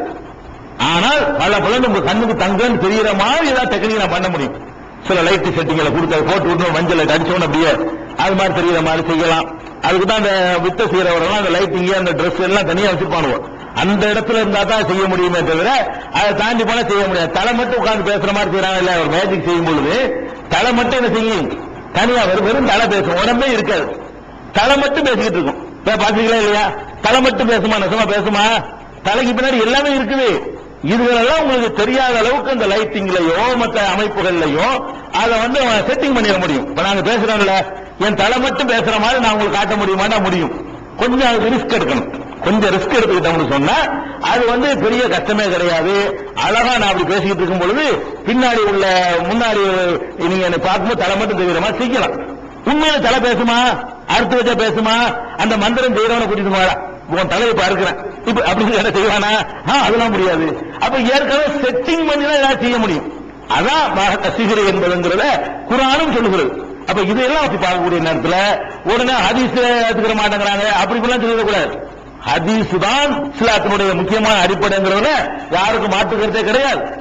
சில மிக மிக சில விஷயங்கள்ல குர்ஆனோடு இந்த வகையிலையும் ஒத்தே போக முடியல என்ற நிலை வரும் பொழுது அப்ப நம்ம குர்ஆனுக்கு கூடுதலான ஒரு முக்கியத்துவத்தை கொடுத்து இந்த முடிவுக்கு வரவங்க விளங்கிக்கணும். இது ஒரு பாயிண்ட். அடுத்து இந்த சிகர் சம்பந்தமா தெரிஞ்சுக்கிற வேண்டிய விஷயம் என்னன்னு கேட்டா, இன்னொரு கவனிங்களேன், இந்த அறிவிப்புகள்ல நம்மளே கவனிக்கக்கூடிய நேரத்தில் சில முரண்பாடு வேற வருது. அதாவது இந்த அறிவிப்புகள் கூட நம்பர் சொன்னேன், அது ஏன் சொன்னு கேட்டா அது ஒரு பாயிண்ட் இருக்குது. என்ன பாயிண்ட் கேட்டா முரண், அந்த செய்தி உண்மையான செய்திகளுக்கு மத்தியில் முரண் வராது. இந்த ஒரு மெசேஜ ஒரு ஆயிஷா நாயகி சொல்லும் பொழுது எத்தனை விதமா வருதுன்னு பாருங்க. அது பாயிண்ட் உங்களுக்கு சொல்றேன். இப்ப நபிகள் நாயகம் ஸல்லல்லாஹு அலைஹி வஸல்லம் சிகர் வச்சாங்க, கிணத்துல கொண்டு வச்சாச்சு. கிணத்துல வச்ச அந்த பொருள் என்ன செஞ்சாங்க அப்படின்னு பார்க்கும் பொழுது புகாரியில அதே ஆயிஷா நாயகி சொல்லக்கூடிய அறிவிப்புல 5765வது ஹதீஸ்ல என்ன வருதுன்னா, அத்தன் நபி ஸல்லல்லாஹு அலைஹி வஸல்லம் அல் பிஹ்ர, உடனே நபிகள் நாயகம் அந்த கிணத்திற்கு ஹத்தஸ்தஹரஜஹு, அதுல அவங்க வச்சிருந்தாங்க ஜாமாங்க, அந்த முடி, சீப்பு, காலை, இதுகளை வெளியே எடுத்தார்கள். இதுல வருங்க ஒரே விஷயம் தான், ஒரு தடவை நடந்தது, லட்சம் பேர் நடக்கல. இது ஒரு டைம் நடந்த சம்பவத்தையே ஆயிஷா எப்படி சொல்றாங்க கேட்டா, அந்த கிணத்துல இருந்துச்சா பொருள், அந்த பொருளை வெளியே எடுத்தார்கள் என்று வருது புகாரி 5765. இதே அறிவிக்கிறது ஆயிஷா நாயகி தான். அதே இதுல 5763 2 ஹதீஸ் முந்தி அதுல எப்படி வரும் கேட்டா, அப்பளஸ்தகரித்தகு, அல்லாஹ்வுடைய வெளியே நீங்க எடுத்துடலாமே என்று சொல்லாட்ட கேட்கிறாங்க ஆயிஷா நாயகி. தேவையில்லை, அதே மட்டும் வெளியே இருக்கு, அல்லாஹ் குணமாக்கிட்டான்ல, வெளியே எடுக்க மாட்டேன். அதுல உள்ள அந்த சாமானுல வெளியே ரசூலுல்லாஹ் எடுக்க மறுத்துட்டாங்க. இதுல வருது 65 5765 வருது வெளியே எடுத்தாங்கன்னு சொல்லி. இந்த 5763 வருது கால கத ஆபானி அல்லாஹ் எனக்கு குணம் அளித்துட்டான் அப்படின்னு வருது. இதை விட வந்து 3268 அதுவும் புகாரி தான். 3268 வருது. அது ஆயிஷா நாயகி தான் சொல்றாங்க. குல்து நான் கேட்டேன் இஸ்தக்ரஜித்தஹு அல்லாஹ்வுடைய வெளியே எடுத்துற வேண்டியதானே, என்னமோ சூனியம் பண்ணிருக்காங்களே அந்த பொருளை வெளியே போட வேண்டியதானே. காலலா மாட்டேன், தெளிவான வார்த்தை. வெளியே எடுக்கிற வெளியே எடுக்க மாட்டேன். ஏன் எடுக்க மாட்டேன்னு கேட்டா அம்மா ஆன பக்கத்து சபானி அல்லா எனக்கு அல்லாஹ் குணமாக்கிட்டான். இதை போய் வெளியே எடுத்து மக்கள்லாம் என்ன எதுவும் கேட்டு பயத்தை உண்டாக்கி பீதியை உண்டாக்க கூடாதுன்னு நான் விரும்புறேன், அதனால நான் வெளியே எடுக்க மாட்டேன் அப்படின்னு சொன்னாங்கன்னு சொல்லி புகாரில 3268 வருது. அதே மாதிரி வந்து 5766 ஹதீஸ்லயும் அகரத்து தொகை வெளியேற்றலாமா, நீங்க வெளியே எடுத்து காட்ட வேண்டியதானே, காலலா மறுத்துட்டாங்க அப்படின்னு சொல்லி வருது. அப்ப இதுல வந்து ஒரு அந்த பொருளை வெளியே எடுத்தாங்கன்னு சொல்லி ஒரு அறிவிப்பு, வெளியே இருக்கிற உள்ளே போட்டு புதைச்சு விட்டாங்க, மக்களுக்கு குழப்பம் வரக்கூடாதுக்கா புதைச்சாங்கன்னு சொல்றாங்க. இல்லன்னு எடுத்து இன்னும் அந்த பொருள் பாருன்னு சொல்லி எடுத்து காட்டினாங்க என்றும் வருகிறது. ரெண்டுமே புகார் தான் வருது. அப்பதான் நமக்கு வருது ஏதோ ஒரு கரெக்டா இருந்தப்பெல்லாம் வராது, என்னமோ ஒரு மிஸ்டேக் உள்ள நமக்கு தெரியாம சுத்திக்கிட்டு இருக்கு. அதனால இந்த செய்தியில என்ன வருது, முரண்பாடு வருதுங்கிறத நம்ம பாக்குறோம். அதுக்கப்புறம் வந்து இந்த 2 பேர்ல வந்தாங்க, ரசூலுல்லாஹ் சீர் வச்சுட்டாங்க, என்னன்னு தெரியல. 6 மாச காலம், 6 மாச காலத்துக்கு பிறகு எப்படி ரசூலுல்லாஹ் கண்டுபிடிக்கிறாங்க? 2 பேர் வந்தாங்க, ஒரு ஆள் கால் மாட்டில் உட்கார்றாரு, ஒரு ஆள் தலைமாட்டில் உட்கார்றாரு, அவங்களுக்குள்ள உரையாடல் நடக்குது. அப்படிதான் செஞ்சார்கள் என்று நம்ம ஏற்கனவே பார்த்த ஹதீஸ்கள்ல வருது. அது என்ன வருதுன்னா, அதாவது புகாரியில 3268 5763 2 மனிதர்கள் வருது. நசையில 4012, அகமதுல 4701. அதுல என்ன வருதுன்னு கேட்டா ஜிப்ரீல் வந்து என்கிட்ட சொன்னாங்க வருது. ஜிப்ரீல் வந்து இந்த மாதிரி உனக்கு இந்த ஆள் சுவர் பண்ணிருக்கான் அப்படின்னு சொன்னாங்க, என்கிட்ட சொன்னாங்கன்னு வருது. அந்த அறிவியல் ரசூலுல்லாஹ்ட்ட நேரடியா சொன்னாங்கன்னு வருது. ஒரு ஆள் ஜிப்ரீல் சொன்னாங்கன்னு வருது. இந்த அறிவிப்புல வருது அவர் 2 பேரும் பேசிக்கிட்டு நான் கேட்டேன்னு வருது. நேரடியா ரசூலுல்லாஹ்ட்ட பேசவே இல்ல. இந்த 2 பேர் கால் மாட்டிலையும் தலைமாட்டிலையும் உட்கார்ந்துக்கிட்டு அவங்களுக்குள்ள பேசிக்கிறாங்களாம், அதை நாங்க கேட்டேன்னு வருது. அப்ப இந்த செய்திகள்ல வர்ற முரண்பாடுகள் 1-2 நிறைய முரண்பாடு வருது. இந்த ஒரு மெசேஜ் ஒரு பெரிய பாரதூரமான விஷயம், ஒரு சின்ன மேட்ரு, ஒரே ஒரு சம்பவம், இதை சொல்லக்கூடிய விஷயத்துல கூட அத முரண்பட்டு வரக்கூடிய விஷயங்களை என்ன செய்யணும் பார்க்கிறோம். அதே மாதிரி வந்து இன்னொரு என்ன வருதுன்னா, நசையில என்ன வருது, இன்னொரு அறிவிப்புல அந்த வெளியே எடுத்தாங்கல்ல, வெளியே எடுத்து அதுல எப்படி வருதுன்னு கேட்டா நபி ஸல்லல்லாஹு அலைஹி வஸல்லம் அந்த இடத்துக்கு போனாங்கன்னு வந்து புகாரில இந்த 2 மலக்கு 2 பேர் கால் மாட்டிலையும் தலைமாட்டிலையும் பேசினோன்னு அந்த இடத்துக்கு போனாங்கன்னு வந்துச்சு. நசையுடைய அறிவிப்புல என்ன வருது 4012ல அரசல ரசூலுல்லாஹி ஸல்லல்லாஹு அலைஹி வஸல்லம் ஒரு ஆள் அனுப்பி பார்த்துட்டு சொல்றாங்க, இந்த மாதிரி மலக்கு பேசிருக்கிறாரு, அது என்னன்னு பாத்துற கணத்துல அப்படின்னு அவங்க போகாம ஆள் அனுப்புனாங்கன்னு வருது. ஆள் அனுப்பி பார்த்தாங்கன்னு ஒரு அறிவிப்பு, அவங்களே போனாங்கன்னு ஒரு அறிவிப்பு, போய் வெளியே எடுத்தாங்கன்னு ஒரு அறிவிப்பு, இல்ல எடுக்காம உள்ள ஒரு அமைக்க 2 முரணு. எடுத்தா அமுக்குனது போய், அமுக்குனா எடுத்தது போய், ரெண்டையும் சேர்த்து நம்ப இயலாது.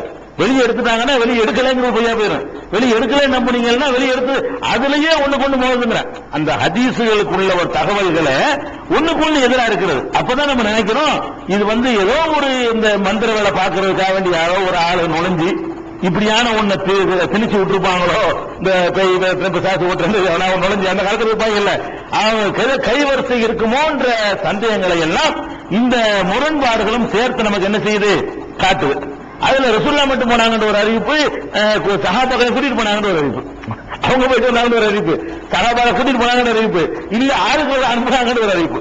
அப்ப அப்படியெல்லாம் ஒரு முரண்பாடுகள் வரத பார்க்கணும். இதுதான் இந்த அந்த ரசூலுல்லாஹ்வுக்கு சிகிர் செஞ்ச சம்பந்தமாக வர்ற ஆதாரப்பூர்வமான ஹதீசுகளுடைய நிலைமை. இது அல்லாம இன்னும் சில செய்திகள் இருக்கிறது. என்ன செய்தி? அந்த கடைசி 2 சூரா குல் அஊது ரப்பில் ஃபலக், குல் அஊது ரப்பின் நாஸ், இந்த 2 சூறாவும் வந்து மொத்தம் 11 ஆயத்து இருக்குது. 2 சூறாவும் சேர்த்து எத்தனை இருக்கு? 11 வசனங்கள் இருக்கிறது. அப்ப இந்த 11 முடிச்சு போட்டு இருந்தாங்க. அந்த சிகிர்ல 11 முடிச்சு போட்டு சொன்னாங்களாம். ஜிப்ரீல் வந்தாராம், வந்த இப்ப சொல்றதெல்லாம் வந்து ஆதாரம் இல்லாத செய்திகள். இதுவரைக்கும் சொன்னது ஆதாரப்பூர்வமா பதிவு செய்யப்பட்டிருக்கு ஹதீஸ் நூல்கள்ல. ஆனால் அந்த கருத்து நமக்கு குர்ஆனோட மோதுன்னு சொன்னோம். இப்ப நான் சொல்லக்கூடியதும் சில நூல்கள் இருக்கிறது. இது அறிவிப்பாளர்களே கோளாறு, இப்படியான விஷயமே கிடையாது. இது எப்படி வருதுன்னு கேட்டா, அப்ப வந்து ஒவ்வொரு ஆயத்து ஒன்று முடிச்ச வந்துட்டான். ஜிப்ரீல் வந்து நினைச்சாங்களா, ஒரு ஆயத்தை ரப்பில் ஃபலக் ஒரு முடிச்சு தன்னால வந்துட்டான், மின்சரி மஹலக் அடுத்து அப்படியே வந்து நடந்தது என்று சொல்லி சில அறிவிப்புகள்ல சில தப்சீர்கள்ல எழுதி வைத்திருக்கிறார்களே தவிர இத ரசூலுல்லாஹ் காலத்திலேயோ சஹாபாக்களோ சொல்லி அறிவிப்பாளர்கள் வரிசையோட ஏதாவது இருக்குதான்னு கேட்டா கிடையவே கிடையாது. எங்க இருக்குன்னு கேட்டா இப்னு ஹஜர் அவர்கள் தல்ஹீசுல் ஹதீர்ல சொல்றாங்க, இது பைஹகி அவர்கள் தலாயிலுன் நுபுவாங்கிற நூல்ல பலவீனமான ஒரு அறிவிப்பாளர்கள் பெயர்களை குறிப்பிட்டு இந்த செய்தியை சொல்லி இருக்கிறாரு. அதுல வந்து என்ன இருக்குன்னா 11 முடிச்சு இருந்துச்சு, ஒவ்வொரு முடிச்சு ஓடணும் அவந்ததுன்னு சொல்றாரு. இது பலவீனமான செய்தி, ஏற்கத்தக்க அறிவிப்பாளர்கள் இல்லைன்னு சொல்லி ஹாஃபிஸ் இப்னு ஹஜர் அவர் இப்னு ஹஜர் சொல்லிட்டாங்க. அப்படியே இருக்காது. ஹதீஸ் ஆட்களை எடை போடுறதுல வந்து முதல் நிலையில் இருக்கக்கூடியவர் யாரு? ஹாஃபிஸ் இப்னு ஹஜர் தான். அது காரண காரியத்தோட உள்ள வழக்கத்தோட இது போயிடும். அதே மாதிரி வந்து இப்னு சாத் அவர்களுடைய நூல்ல தபகாத்துல இப்னு அப்பாஸ் சொன்னதாக ஒரு செய்தி இருக்கு. எப்படி இருக்குன்னு கேட்டா, அலி அம்மாரு இவங்களை எல்லாம் ரசூலுல்லாஹ் அனுப்பி வச்சாங்களாம். அவங்க கணக்குள்ள இறங்கினாங்களாம், அங்க இருந்து அந்த பொருளை எடுத்தாங்களாம். அப்புறமேல அந்த ஆயத்தை ஓதுனவுடனே ஒவ்வொரு முடிச்சா வந்துச்சுங்கிற மாதிரி அப்படி ஒண்ணு இருக்கிறது. இதுல இப்னு அப்பாஸ் தேர்ந்து அறிவிக்கக்கூடிய ஆளுக்கும் இப்னு அப்பாஸுக்கு மத்தியில் ஒரு ஆள் விடுபட்டு இருக்காரு. அது சந்திப்பு இல்ல, இன்கிதா இருக்கு, தொடர்பு அருந்து போனவர் அப்படின்னு சொல்லி இப்னு ஹஜர் அவர்கள் சொல்றாங்க. இப்படிதான் ஒரு அறிவிப்பு கிடைக்குது. இந்த 2 சூறாவும் இந்த சிகிருக்கு தான் இறங்குச்சு என்று சொல்லக்கூடிய ஒரு ஆதாரப்பூர்வமான செய்தியும் கிடையாது.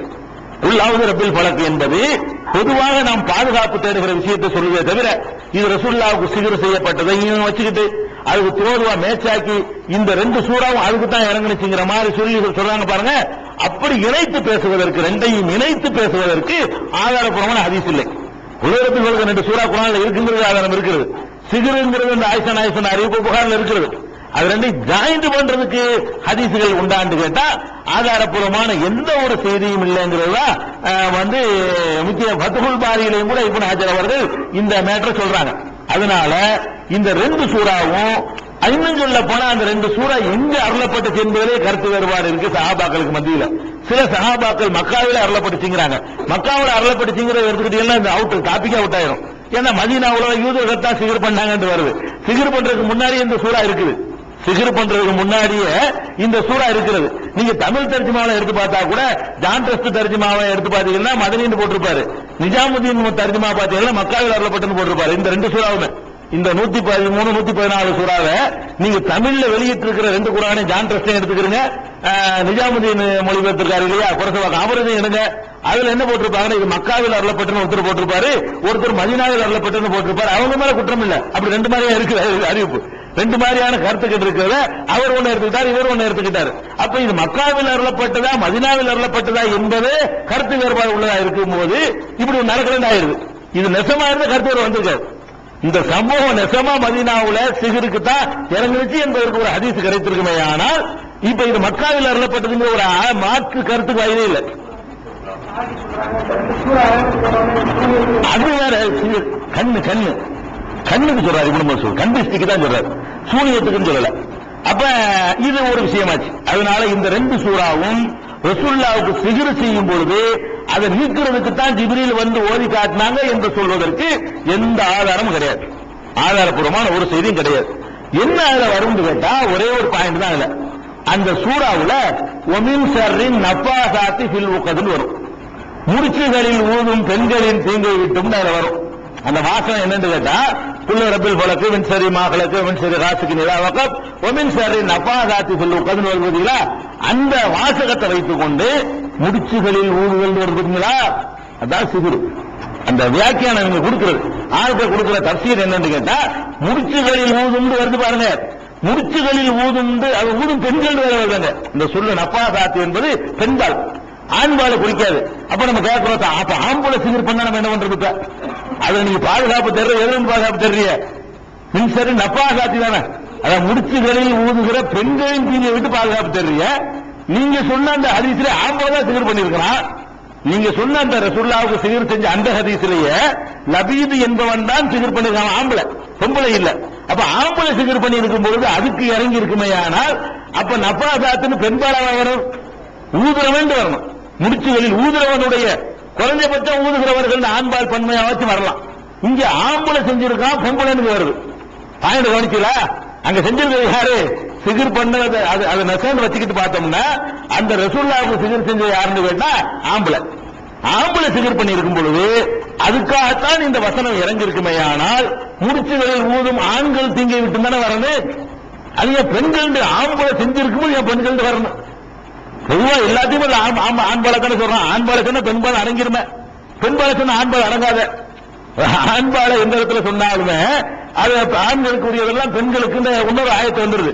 அதனால எல்லா சட்டமும் ஆண்பாளா தான் குரான்ல இருக்குது. பெண்பாளை அடங்கிக்கிறோம். பெண்பாளை 10 கிலோ வச்சா ஆண்பாளை அடங்காது, பொம்பளை தான் பிடிக்கும். அப்ப இந்த வசனப்படி பாத்தீங்கன்னு சொன்னா முடிச்சுகளில் ஊதும் பெண்கள் நீங்க அர்த்தம் அப்படிதான் இருக்குது.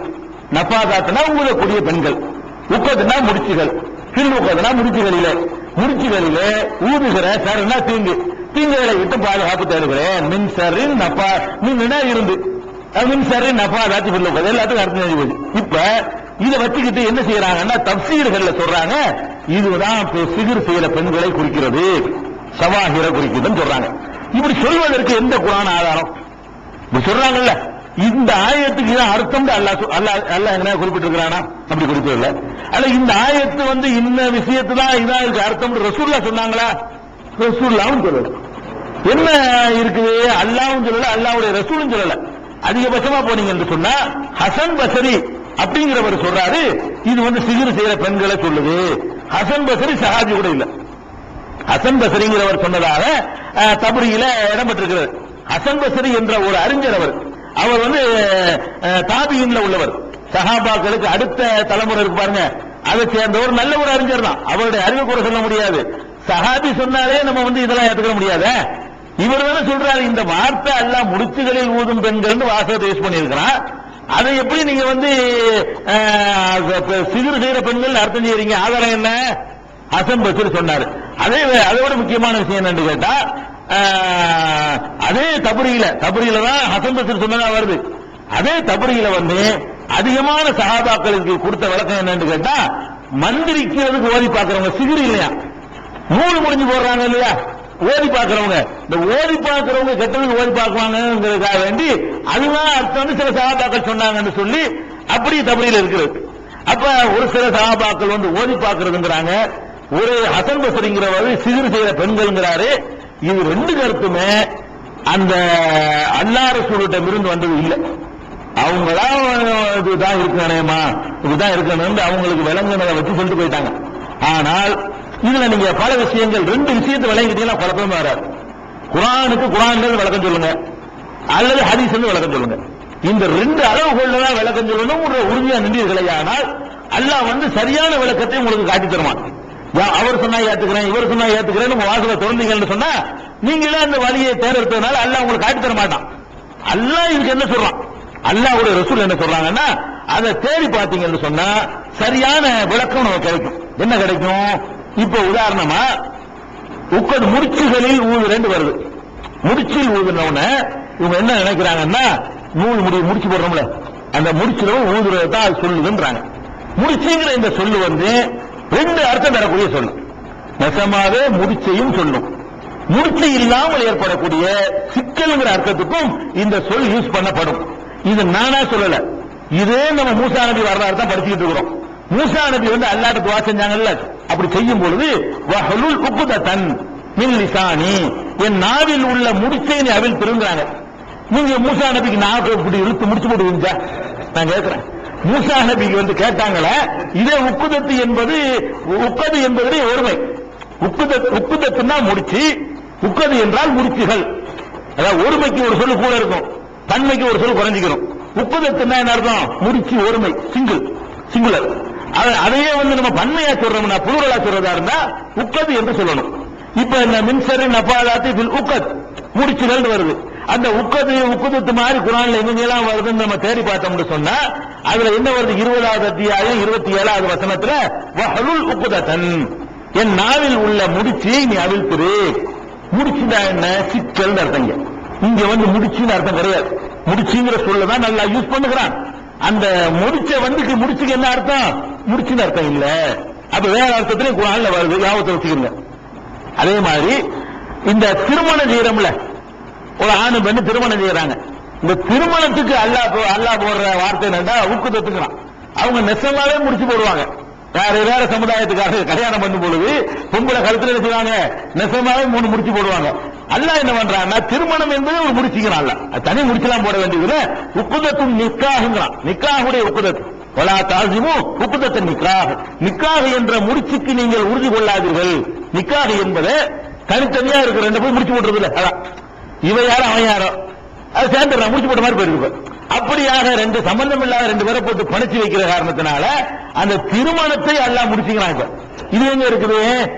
பக்ராவுல 2வது அத்தியாயத்துல 235 237 ரெண்டு இடத்துல திருமணத்தை பற்றி பேசும்பொழுது அல்லாஹ் சொல்றான் வந்து உக்குதத்துங்கிறான்.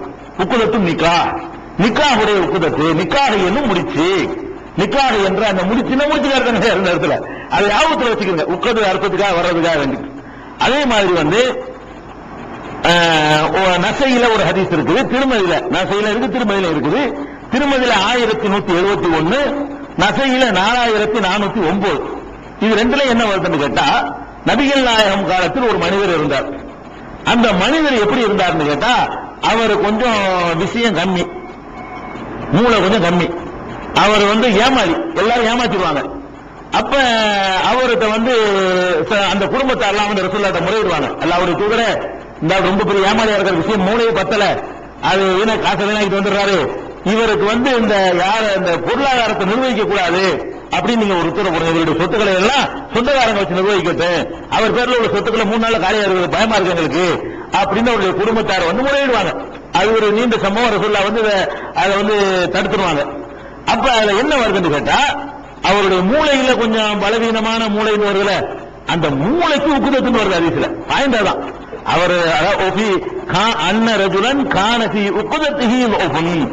நபிகள் நாயகம் காலத்தில் ஒரு மனிதர் இருந்தார், அவருடைய உக்குதத்துல வந்து பலவீனம் இருந்தது. அவருடைய முடிச்சில பலவீனம் இருந்துச்சு, மூளையில பலவீனம் இருக்குன்னு அர்த்தம். இந்த உக்குதத்துக்கு என்ன அர்த்தம்? மூளை உக்குதத்துக்கு எத்தனை அர்த்தம்னு பாருங்க. நீங்க ஏன் அந்த முடிச்சிலேயே இருந்துருக்கீங்கன்னு கேட்கிறேன். எதனால குழப்பம் வருதுன்னு கேட்டா, முடிச்சு முடிச்சு அப்படியே நிக்கிறது. ஏப்பா முடிச்சுன்னு வருது, முடிச்சுல போகுதுன்னா உங்க விலங்குல குழப்பமா இருக்குது. தேருங்களை முடிச்சுன்னா என்ன, முக்குதத்துங்கிற சொல்லி என்னத்துக்கெல்லாம் யூஸ் ஆயிருக்குன்னு பாத்தீங்கன்னா, நான் பேச முடியாத திணறல் வருது பாருங்க, திணறல். அந்த திணறலை வந்து முக்குதத்துன்னு சொல்லப்படுது. 2 பேருக்கு மத்தியில் ஏற்படுகிற பண்ட பாசம் இருக்குது, அதை கூட முடிச்சு என்று சொல்லப்படுகிறது.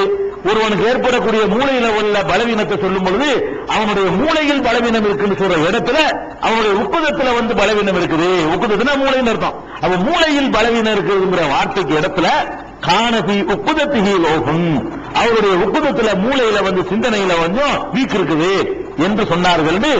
அதுல வருது, இப்படி எல்லாம் வருது. இதை விட இன்னும் தெளிவா சொல்வதாக இருந்தால், இங்கதான் விஷயத்துக்கு வந்துடுறோம். புகாரில ஒரு ஹதீஸ் இருக்கு, 2 இடத்துல இந்த ஹதீஸ் வருது. புகாரில மட்டுமில்ல, எல்லா நூல்கள்லையும் இது வருது. முஸ்லிம், அபுதாவுது எல்லா நூல்கள்லையுமே இது வருது. புகாரில ஒண்ணு இருக்கும், மற்ற தேவையில்லைங்க நம்ம குறிக்கல. புகாரில வந்து எங்க இருக்குன்னா 1142, அதே புகாரில 2269. இந்த ஹதீஸ் எல்லாம் என்ன வருதுன்னு கேட்டா, இப்படி சொல்றாங்க. அபூ ஹுரைரா அறிவிக்கிறாங்க, நபி ஸல்லல்லாஹு அலைஹி வஸல்லம் சொல்றாங்களாம், உங்கள ஒருவர் தூங்கும் பொழுது தலைமாட்டுல வந்து ஷைத்தான் உட்கார்ந்து கொள்கிறான். நீங்க தூங்குறீங்கல்ல, தூங்கும் பொழுது யகுது ஷைத்தானு அலா காபியத்தி ரஅஸி அஹதிக்கும், உங்களுடைய நாம சலாச உக்கதி, நீங்கள் தூங்கும் போது ஷைத்தான் தலைமாட்டுல உட்கார்ந்துகிட்டு ஒரு 3 முடிச்சுகளை போடுகிறான். ஷைத்தான் வந்து தலைமாட்டுல உட்கார்ந்து என்ன செய்யறான், ஒரு 3 முடிச்சியை போடுறான். என்ன செய்யறான்னு கேட்டா, முதல் முடிச்சு என்ன, எந்திரிக்கு போவோம், சுபம் எந்திரிக்கும் போது சொல்லுவானா, அலைக்க லைலும் தவீல், இன்னும் இரவு ரொம்ப இருக்கு, பதிலுக்கு அவசரப்படுற, இப்பதானே பாங்க சொல்லிருக்காங்க, இன்னும் 1/2 மணி நேரம் இருக்குல்ல, அதுதான் ரசூலுல்லாஹ் சொல்றாங்க, அலைக்க லைலும் தவீல், நீண்ட இரவு இருக்கிறது, இன்னும் கொஞ்சம் நேரம் இருக்கிறது, பொறுப்பது, கொஞ்ச நேரம் தூங்கு, அதை ஒரு முடிச்சு என்று ஒரு முடிச்சை போடுகிறான்.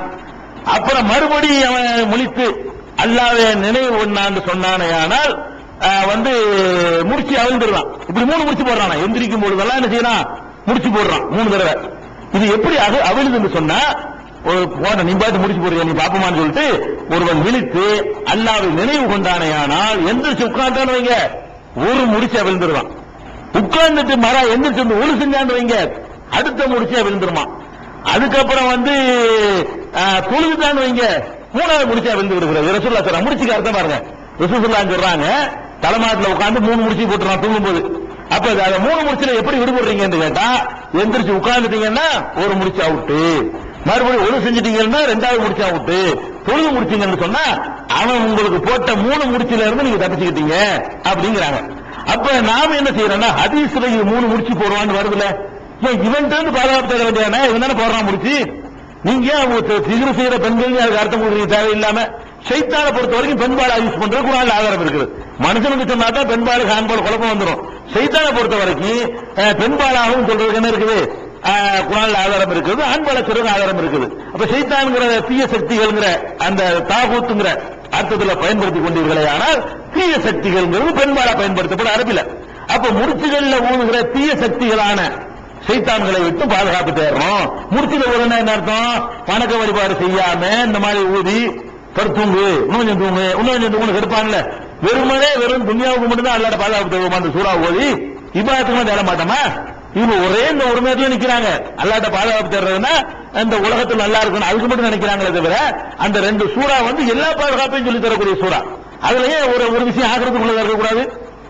சரி நபாதாத்து பில்லு உட்காந்துன்னா இந்த முடிச்சுல ஊதுவான சைத்தான் உட்காந்து 3 முடிச்சு போடுவான். இந்த ஹதீஸுக்கு பொருத்தமா இருக்கல, 3 முடிச்சு போடுவான் இருக்கிறது, அவன் கருப்பான் இருக்கிறது, தூங்குவான் இருக்கிறது, அந்த அர்த்தத்தை செஞ்சுட்டு போனீங்கன்னா குழப்பம் இல்லாம போயிடும்ல. இதே இல்லாத ஒரு சம்பவத்தை கொண்டாந்து 11 முடிச்சு போட்டாங்க, ஒரு முடிச்சு அவிழ்ந்துச்சுன்னு அது இல்ல. 11 முடிச்சு போட்டது ஹதீஸ்ல இல்ல, 3 முடிச்சு போட்டது ஹதீஸ்ல இருக்கு. 3 முடிச்சு போட்டது ஹதீஸ்ல இருக்கு. இன்னும் சொல்ல போனா ஊதுறது இருக்கு, நஃபத்து ஊதுறது நஃபாசாத்து. நஃபாசாத்துனா நஃபத்துல இருந்து வர்றது. இப்லீஸ பத்தி ரசூலுல்லாஹ் சொல்லும்போது சைத்தானை பத்தி சொல்லும் பொழுது தொழுகைக்கு முன்னாடி நீங்க புத்தகத்துல படிச்சிருப்பீங்க, அஊது பில்லாஹி மினஷ் ஷைத்தானிர் ரஜீம் மின் நஃபஸிஹி வ நஃபஸிஹி. சைத்தானுடைய நஃபஸை ஊதுறதை விட்டு நான் பாதுகாப்பு தேடுறேன் நம்ம கேட்கிறோம். தொழுகையில தக்பீர் கட்டுறதுக்கு முன்னாடி ஒரு துஆ ரசூலுல்லாஹ் கட்டி தந்தாங்க. அந்த துஆவுல என்ன வருதுன்னு கேட்டா, இது அபூ தாவூத், நஸஈ, திருமதி, இப்னு மாஜாஹ், அது புகாரி முஸ்லிம்ல இல்ல, வேற நூல்கள் எல்லாம் இடம்பெற்று இருக்கிறது. அதுல என்ன வருதுன்னு கேட்டா, அபூ தாவூத் 654 அதுக்காக வேண்டி அபூ தாவூத் 654 ஹதீஸ்ல வருது, அஊது பில்லாஹி மினஷ் ஷைத்தான் மின் நஃபஸிஹி வ நஃபஸிஹி வ ஹம்ஸிஹி அப்படின்னு சொல்லி வருது. அப்ப சைத்தானுடைய சத்தம் போட்டு ஊதுவது, சத்தம் இல்லாம ஊதுவது, அவன் ஊசலாட்டம் பண்றது, மூளை விட்டு பாதுகாப்பு தேட சொன்னாங்க ரசூல் ஸல்லல்லாஹு அலைஹி வஸல்லம். அப்ப இந்த ஊதுதல் என்பது யாருக்கு சொந்தம்? சைத்தானோட சேர்க்கப்பட்டிருக்க நஃபஸ் வருதுல, நஃபஸ்ல தான் நஃபாசாத்து. அப்ப அதுல என்ன நல்லா வருதுன்னா, இந்த சூறாவுக்கு சிகருக்கு சம்பந்தமே இல்லை. ஏன்னு கேட்டா அடுத்த சூறாவில் வரும்போது அல்லது வஸ்விஸு ஃபீ சுதூரின் நாஸ்னு வருது. மனித உள்ளங்களிலே தீய எண்ணங்களை உண்டாக்கக்கூடிய அவன் விட்டு அதுதான் அவ்வளவு விஷயம். தீய எண்ணங்களை உண்டாக்குவான்னு நாசுல வருது. அதை பழக்கல வேறு வார்த்தையை கொண்டு எல்லாம் என்ன செய்யறான் சொல்லி காட்டுறான்னு சொல்லணுமே தவிர, இதுக்கு நபி ஸல்லல்லாஹு அலைஹி வஸல்லமுடைய அந்த சிகிர் வைத்தார்கள் என்ற ஹதீஸுக்கு எந்த வகையிலும் சம்பந்தம் கிடையாது. இது அது தொடர்பானது இல்ல, இது சிகரத்தான் சொல்லுது என்று எத்தனை அறிஞர்கள் சொன்னாலும் அவங்களாத்தான் சொல்றாங்க.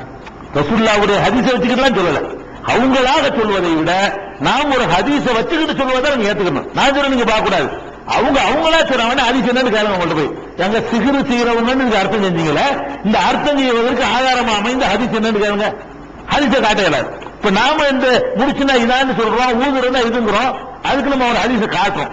இந்த மாதிரி இருக்கு, உக்கத்துக்கு பல அர்த்தம் இருக்குது. அப்ப முடிச்சுகள்ல ஊதுறதுன்னா என்ன அர்த்தம்? இந்த முடிச்சு வச்சுக்கலாம், முடிச்சுக்கு அந்த ஹதீஸ் அதை கூட வச்சுக்கலாம். ஒரு ஆளுக்கு மூளையில பலவீனம் இருந்துச்சுல, மூளையில ஊதுறான், மூளையில ஊதி குழப்பி விடுறான மின்சரி நபாலாத்துக்குள்ள உட்காதுன்னா சிந்தனைகளிலே ஊதி கொடுக்கக்கூடியவன். அப்படி இந்த சிந்தனைகள்ங்கிற அர்த்தமும் அந்த உட்கதுக்கு இருக்கிறது. உட்கதுங்கிற வார்த்தைக்கு முடிச்சுட்டே அர்த்தம் செய்ய ஆசைப்பட்டீங்கன்னா இந்த ஹதீஸ ஆதாரமா எடுத்துக்கொள்ளுங்கள். எந்த ஹதீஸ புகார்ல வருது, சைத்தான் போடுறான்ல, நெசமே முடிச்சு சைத்தான் முடிச்சு போடுறாயா, அதுதான் பாதுகாப்பு தேடுறோம் அப்படி வச்சுக்கிறீங்க. அல்ல சைத்தான் என்ன செய்வான்னா, நம்ம மூளையில நடந்துட்டு ஏதாவது கெடுப்பான் போட்டு கொண்டு எல்லா மூலையில நடக்கிறதான எல்லா காரியங்களுமே அங்கதான தீர்மானிக்கப்படுது. நம்ம நல்லது தீர்மானிச்சாலும் கெட்டது தீர்மானிச்சாலும் இடம் இதானே ஏரியா. அப்ப அந்த ஏரியாவில் எல்லாம் பண்றாங்கிறதுனால உட்கதுன்னா இது நஃபாதாத்து பில்லு கூட அர்த்தம் முடிச்சுகளிலே அர்த்தம் செய்யாம மூளைகளிலே செய்யுங்க. மூளைகளிலே அந்த ஊதி கெடுக்கிறது, ஊதுறதுல சைத்தானுடைய ஊருன்னு அர்த்தம் கெடுக்கிறது.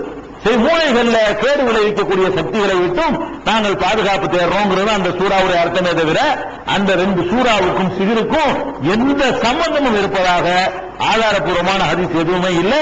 தப்சீர்கள் தான் இருக்கிறது. தப்சீர்னு ரசூலுல்லாஹ் காலத்துக்கு 500 வருஷம் 600 வருஷத்துக்கு எழுதினவங்க அவங்களுக்கு தோன்றியது எழுதி வச்சிருக்காங்க. அவ்வளவுதான். இது நம்ம விளைவிக்கிறது சிகிர் சம்பந்தமா. அடுத்தது என்ன, மூசா நபி வரலாறு ஓடி போய் வேகமா வர வேண்டியிருக்கு. இது ரொம்ப விரிவா எடுக்க வேண்டிய விஷயம். சாட்டமான போயிட்டு இருக்கேன். அடுத்து என்னன்னு கேட்டா, இன்னொரு விஷயம் இருக்கிறது. என்ன விஷயம் கேட்டா, சிகருக்கு ஆதாரம் காட்டக்கூடியவர்கள் புகாரியில 4701, 4800, 4701, 4800 ஆகிய ஹதீசுகள் வேற நூல்கள் முஸ்லிம்லயும் இருக்குதெல்லாம். இந்த ஹதீசுகள் வந்து வேற நூல்கள் இருக்குது. அதுல என்ன வருதுன்னு கேட்டா, ஷைத்தான்கள் வானுலகத்துக்கு போவார்கள். போய் முதல் வானத்துக்கு நின்று கொண்டு ஒட்டு கேட்பார்கள். ஒட்டு கேட்ட உடனே என்ன பேசுறாங்களோ வானவர்கள், அல்லாஹ்வுடைய ஆர்டர்கள் எல்லாம் வானவர்களுக்கு பாஸ் ஆகிட்டே இருக்கும். நீங்க போ அல்லாஹ்வுடைய ஆர்டர்கள் வரும். அப்ப அவங்க பேசிட்டு இருக்காங்க, நான் வந்து இந்த மன்னடிக்கு போறேன், அந்த பள்ளிக்கு போக சொல்லி உத்தரவு வந்திருக்குது. இந்த அப்படிதான் விளையாட்டுகள் நெசத்துக்கு அப்படித்தான் அல்லாஹ்வுடைய ஆர்டர் அப்படி வரும். இந்த சபைக்கு மலக்கு அனுப்புவாங்க, அல்லாஹ் கமாண்ட் வந்து ஒரு 10 நிமிஷம் இறங்கிடுவாங்க. அவங்களுடைய ஃபாஸ்டான வேகம். அவங்க எப்படி போவாங்க? தாருதுல் மலாயிகத்து ஒரு ரூஹு ஃபீ யௌமின் கான மிக்தாரு 50 அல்ஃபஸனா, 50,000 வருஷ வேகத்தில் மலக்குகள் வருவாங்க. எல்லாம் குர்ஆன்ல சொல்லி காட்டான். மலக்குகளுடைய விரைவு எப்படின்னு கேட்டா, 50,000 வருஷம், ஒரு நாளுக்கு 50,000 வருஷம் கணக்கு பண்ணிக்கிறங்க. 50,000 வருஷ வேகத்தில் வர்றாங்க அப்படின்னு நினைப்பாங்க. அல்ல அப்போதே நினைப்பாங்க. அவ்வளவு பாஸ்டா வருவாங்க குர்ஆன் சொல்லுகிறது. அதனால போன்று அல்லாஹ் சொல்லுவாங்க, அடுத்த செகண்ட் நினைப்பாங்க. இங்க இருந்து அடுத்த கிளம்பும் நல்லா ஏறி போறதுக்கு 50,000 வருஷத்துக்கு நிகரான ஒரு நாள். அவ்வளவு பாஸ்டா போவாங்கன்னு குர்ஆன் சொல்லுது. மலக்குகளுடைய வேகத்தையே அப்படி பேசுது. அப்ப அந்த மலக்குகளுக்கு அந்த கமாண்ட் பண்ணும் பொழுது இவங்க வந்து இப்லீஸ் சைத்தான் வந்து அடிவானத்தில் நிப்பாடுவான். அதுக்கு மேல போக இயலாம். மலக்குகள் பேசிக்கிறது வந்து அவனுக்கு விளங்குமா? மலக்குகள் பேசிக்கிறது இந்த மாதிரி அவனை போய் காப்பாற்ற சொல்லியிருக்கு, இவனை போய் இது பண்ண சொல்லியிருக்கு, அவனை போய் இது பண்ண சொல்லி அப்படி பேசுவாங்க. அதை வந்து கேட்டுக்கிட்டு வந்து என்ன செய்வான்னா, அவன் இந்த சூனியக்காரர்களுடைய உள்ளத்துல அவன் போடுவானா இப்லீஸ். அவன் அதை அதன்படி செய்யும் பொழுது யாருக்கு நடக்குன்னு ஏற்கனவே அவன் தெரியுதோ, இந்த ஆள் வயிற்று வலி வரும் பேசிக்கிறாங்கல்ல, அவன் என்ன செய்யறது, இந்த சாகிரத்தை உடனே போடுவானா. அவன் என்ன செய்வான்னு கேட்டா, அவனுக்கு ஏதாவது நான் செஞ்ச மாதிரி செஞ்சுதான் ஏற்படுச்சுன்னு காட்டிடுவானா. இப்படிதான் நடக்கிறது.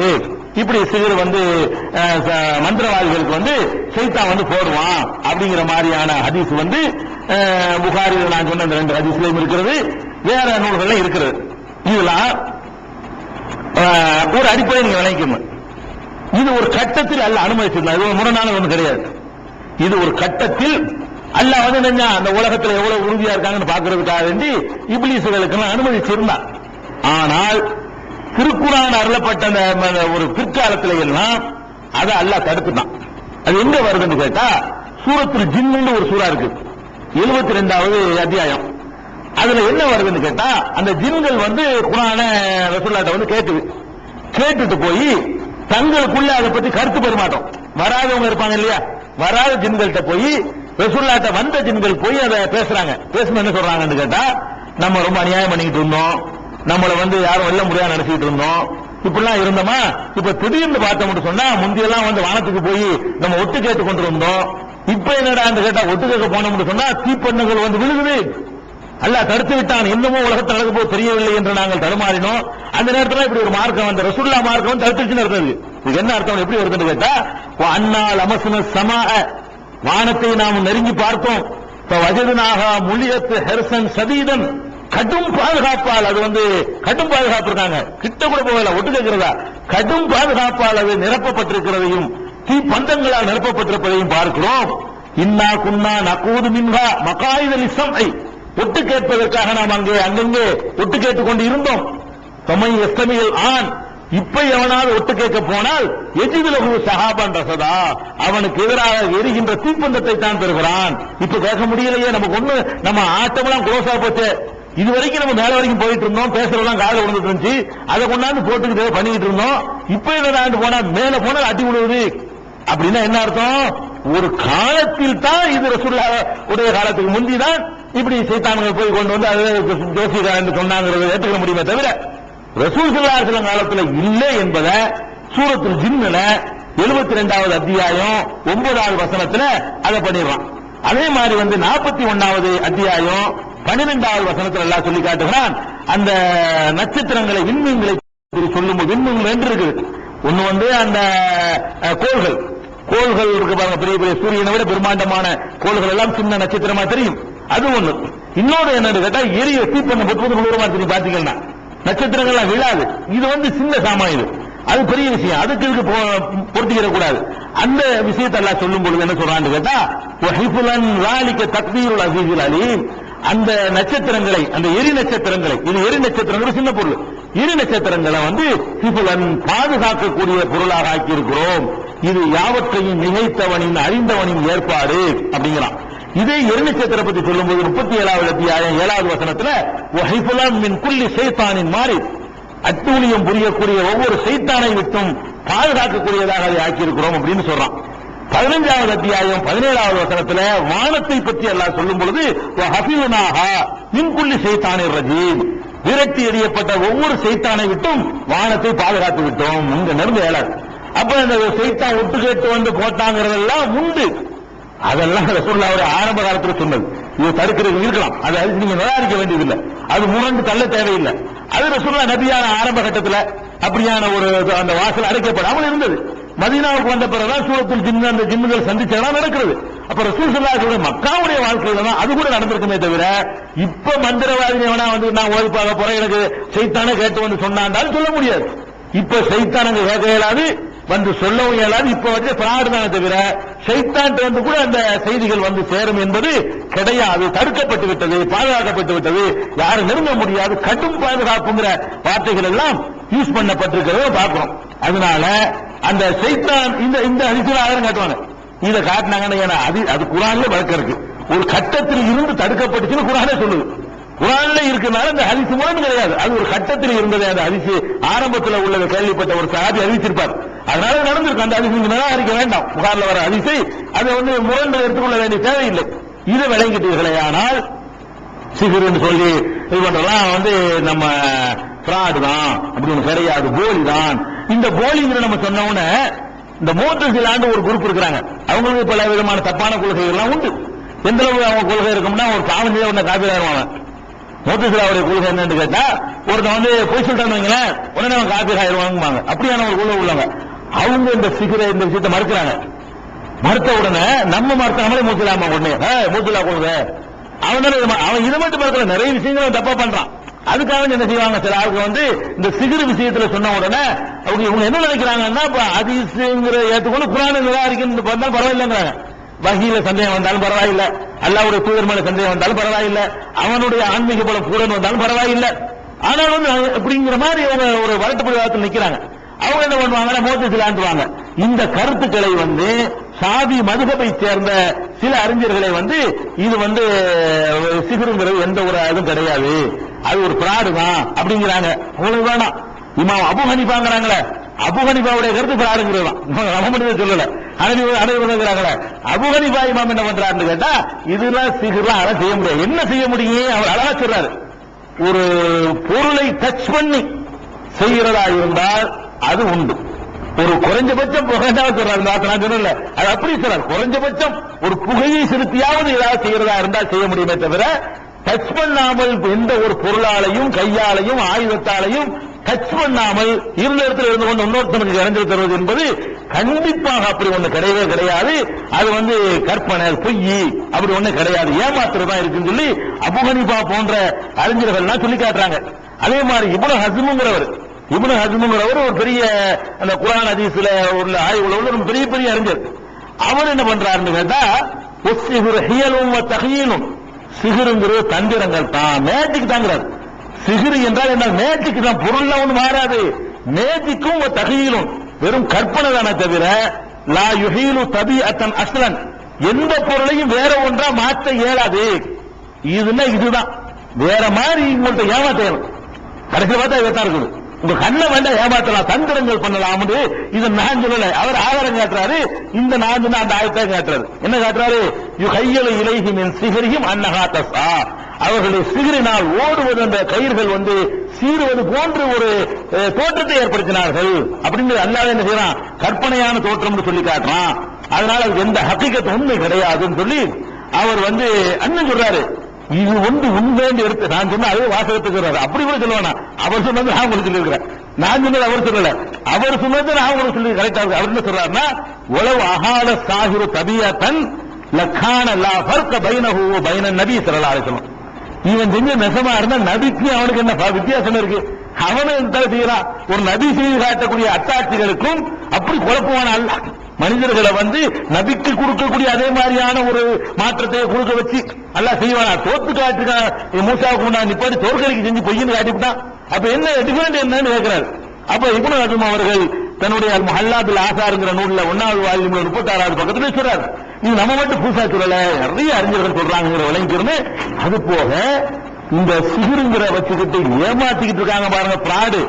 இவங்களுடைய பிராடுகளையும் கொஞ்சம் நம்ம பார்த்துவிட்டு இன்ஷா அல்லாஹ் அடுத்து என்ன செய்யணும், மூசா நபி வரலாறு அடுத்த வாரம் 2க்கு போயிடலாம். லேசா இவங்களையும் பார்த்துவிட்டு அப்ப மூசா நபியுடைய வரலாறுக்குள்ள மீண்டும் இன்ஷா அல்லாஹ் போவோம். அஸ்ஸலாமு அலைக்கும்.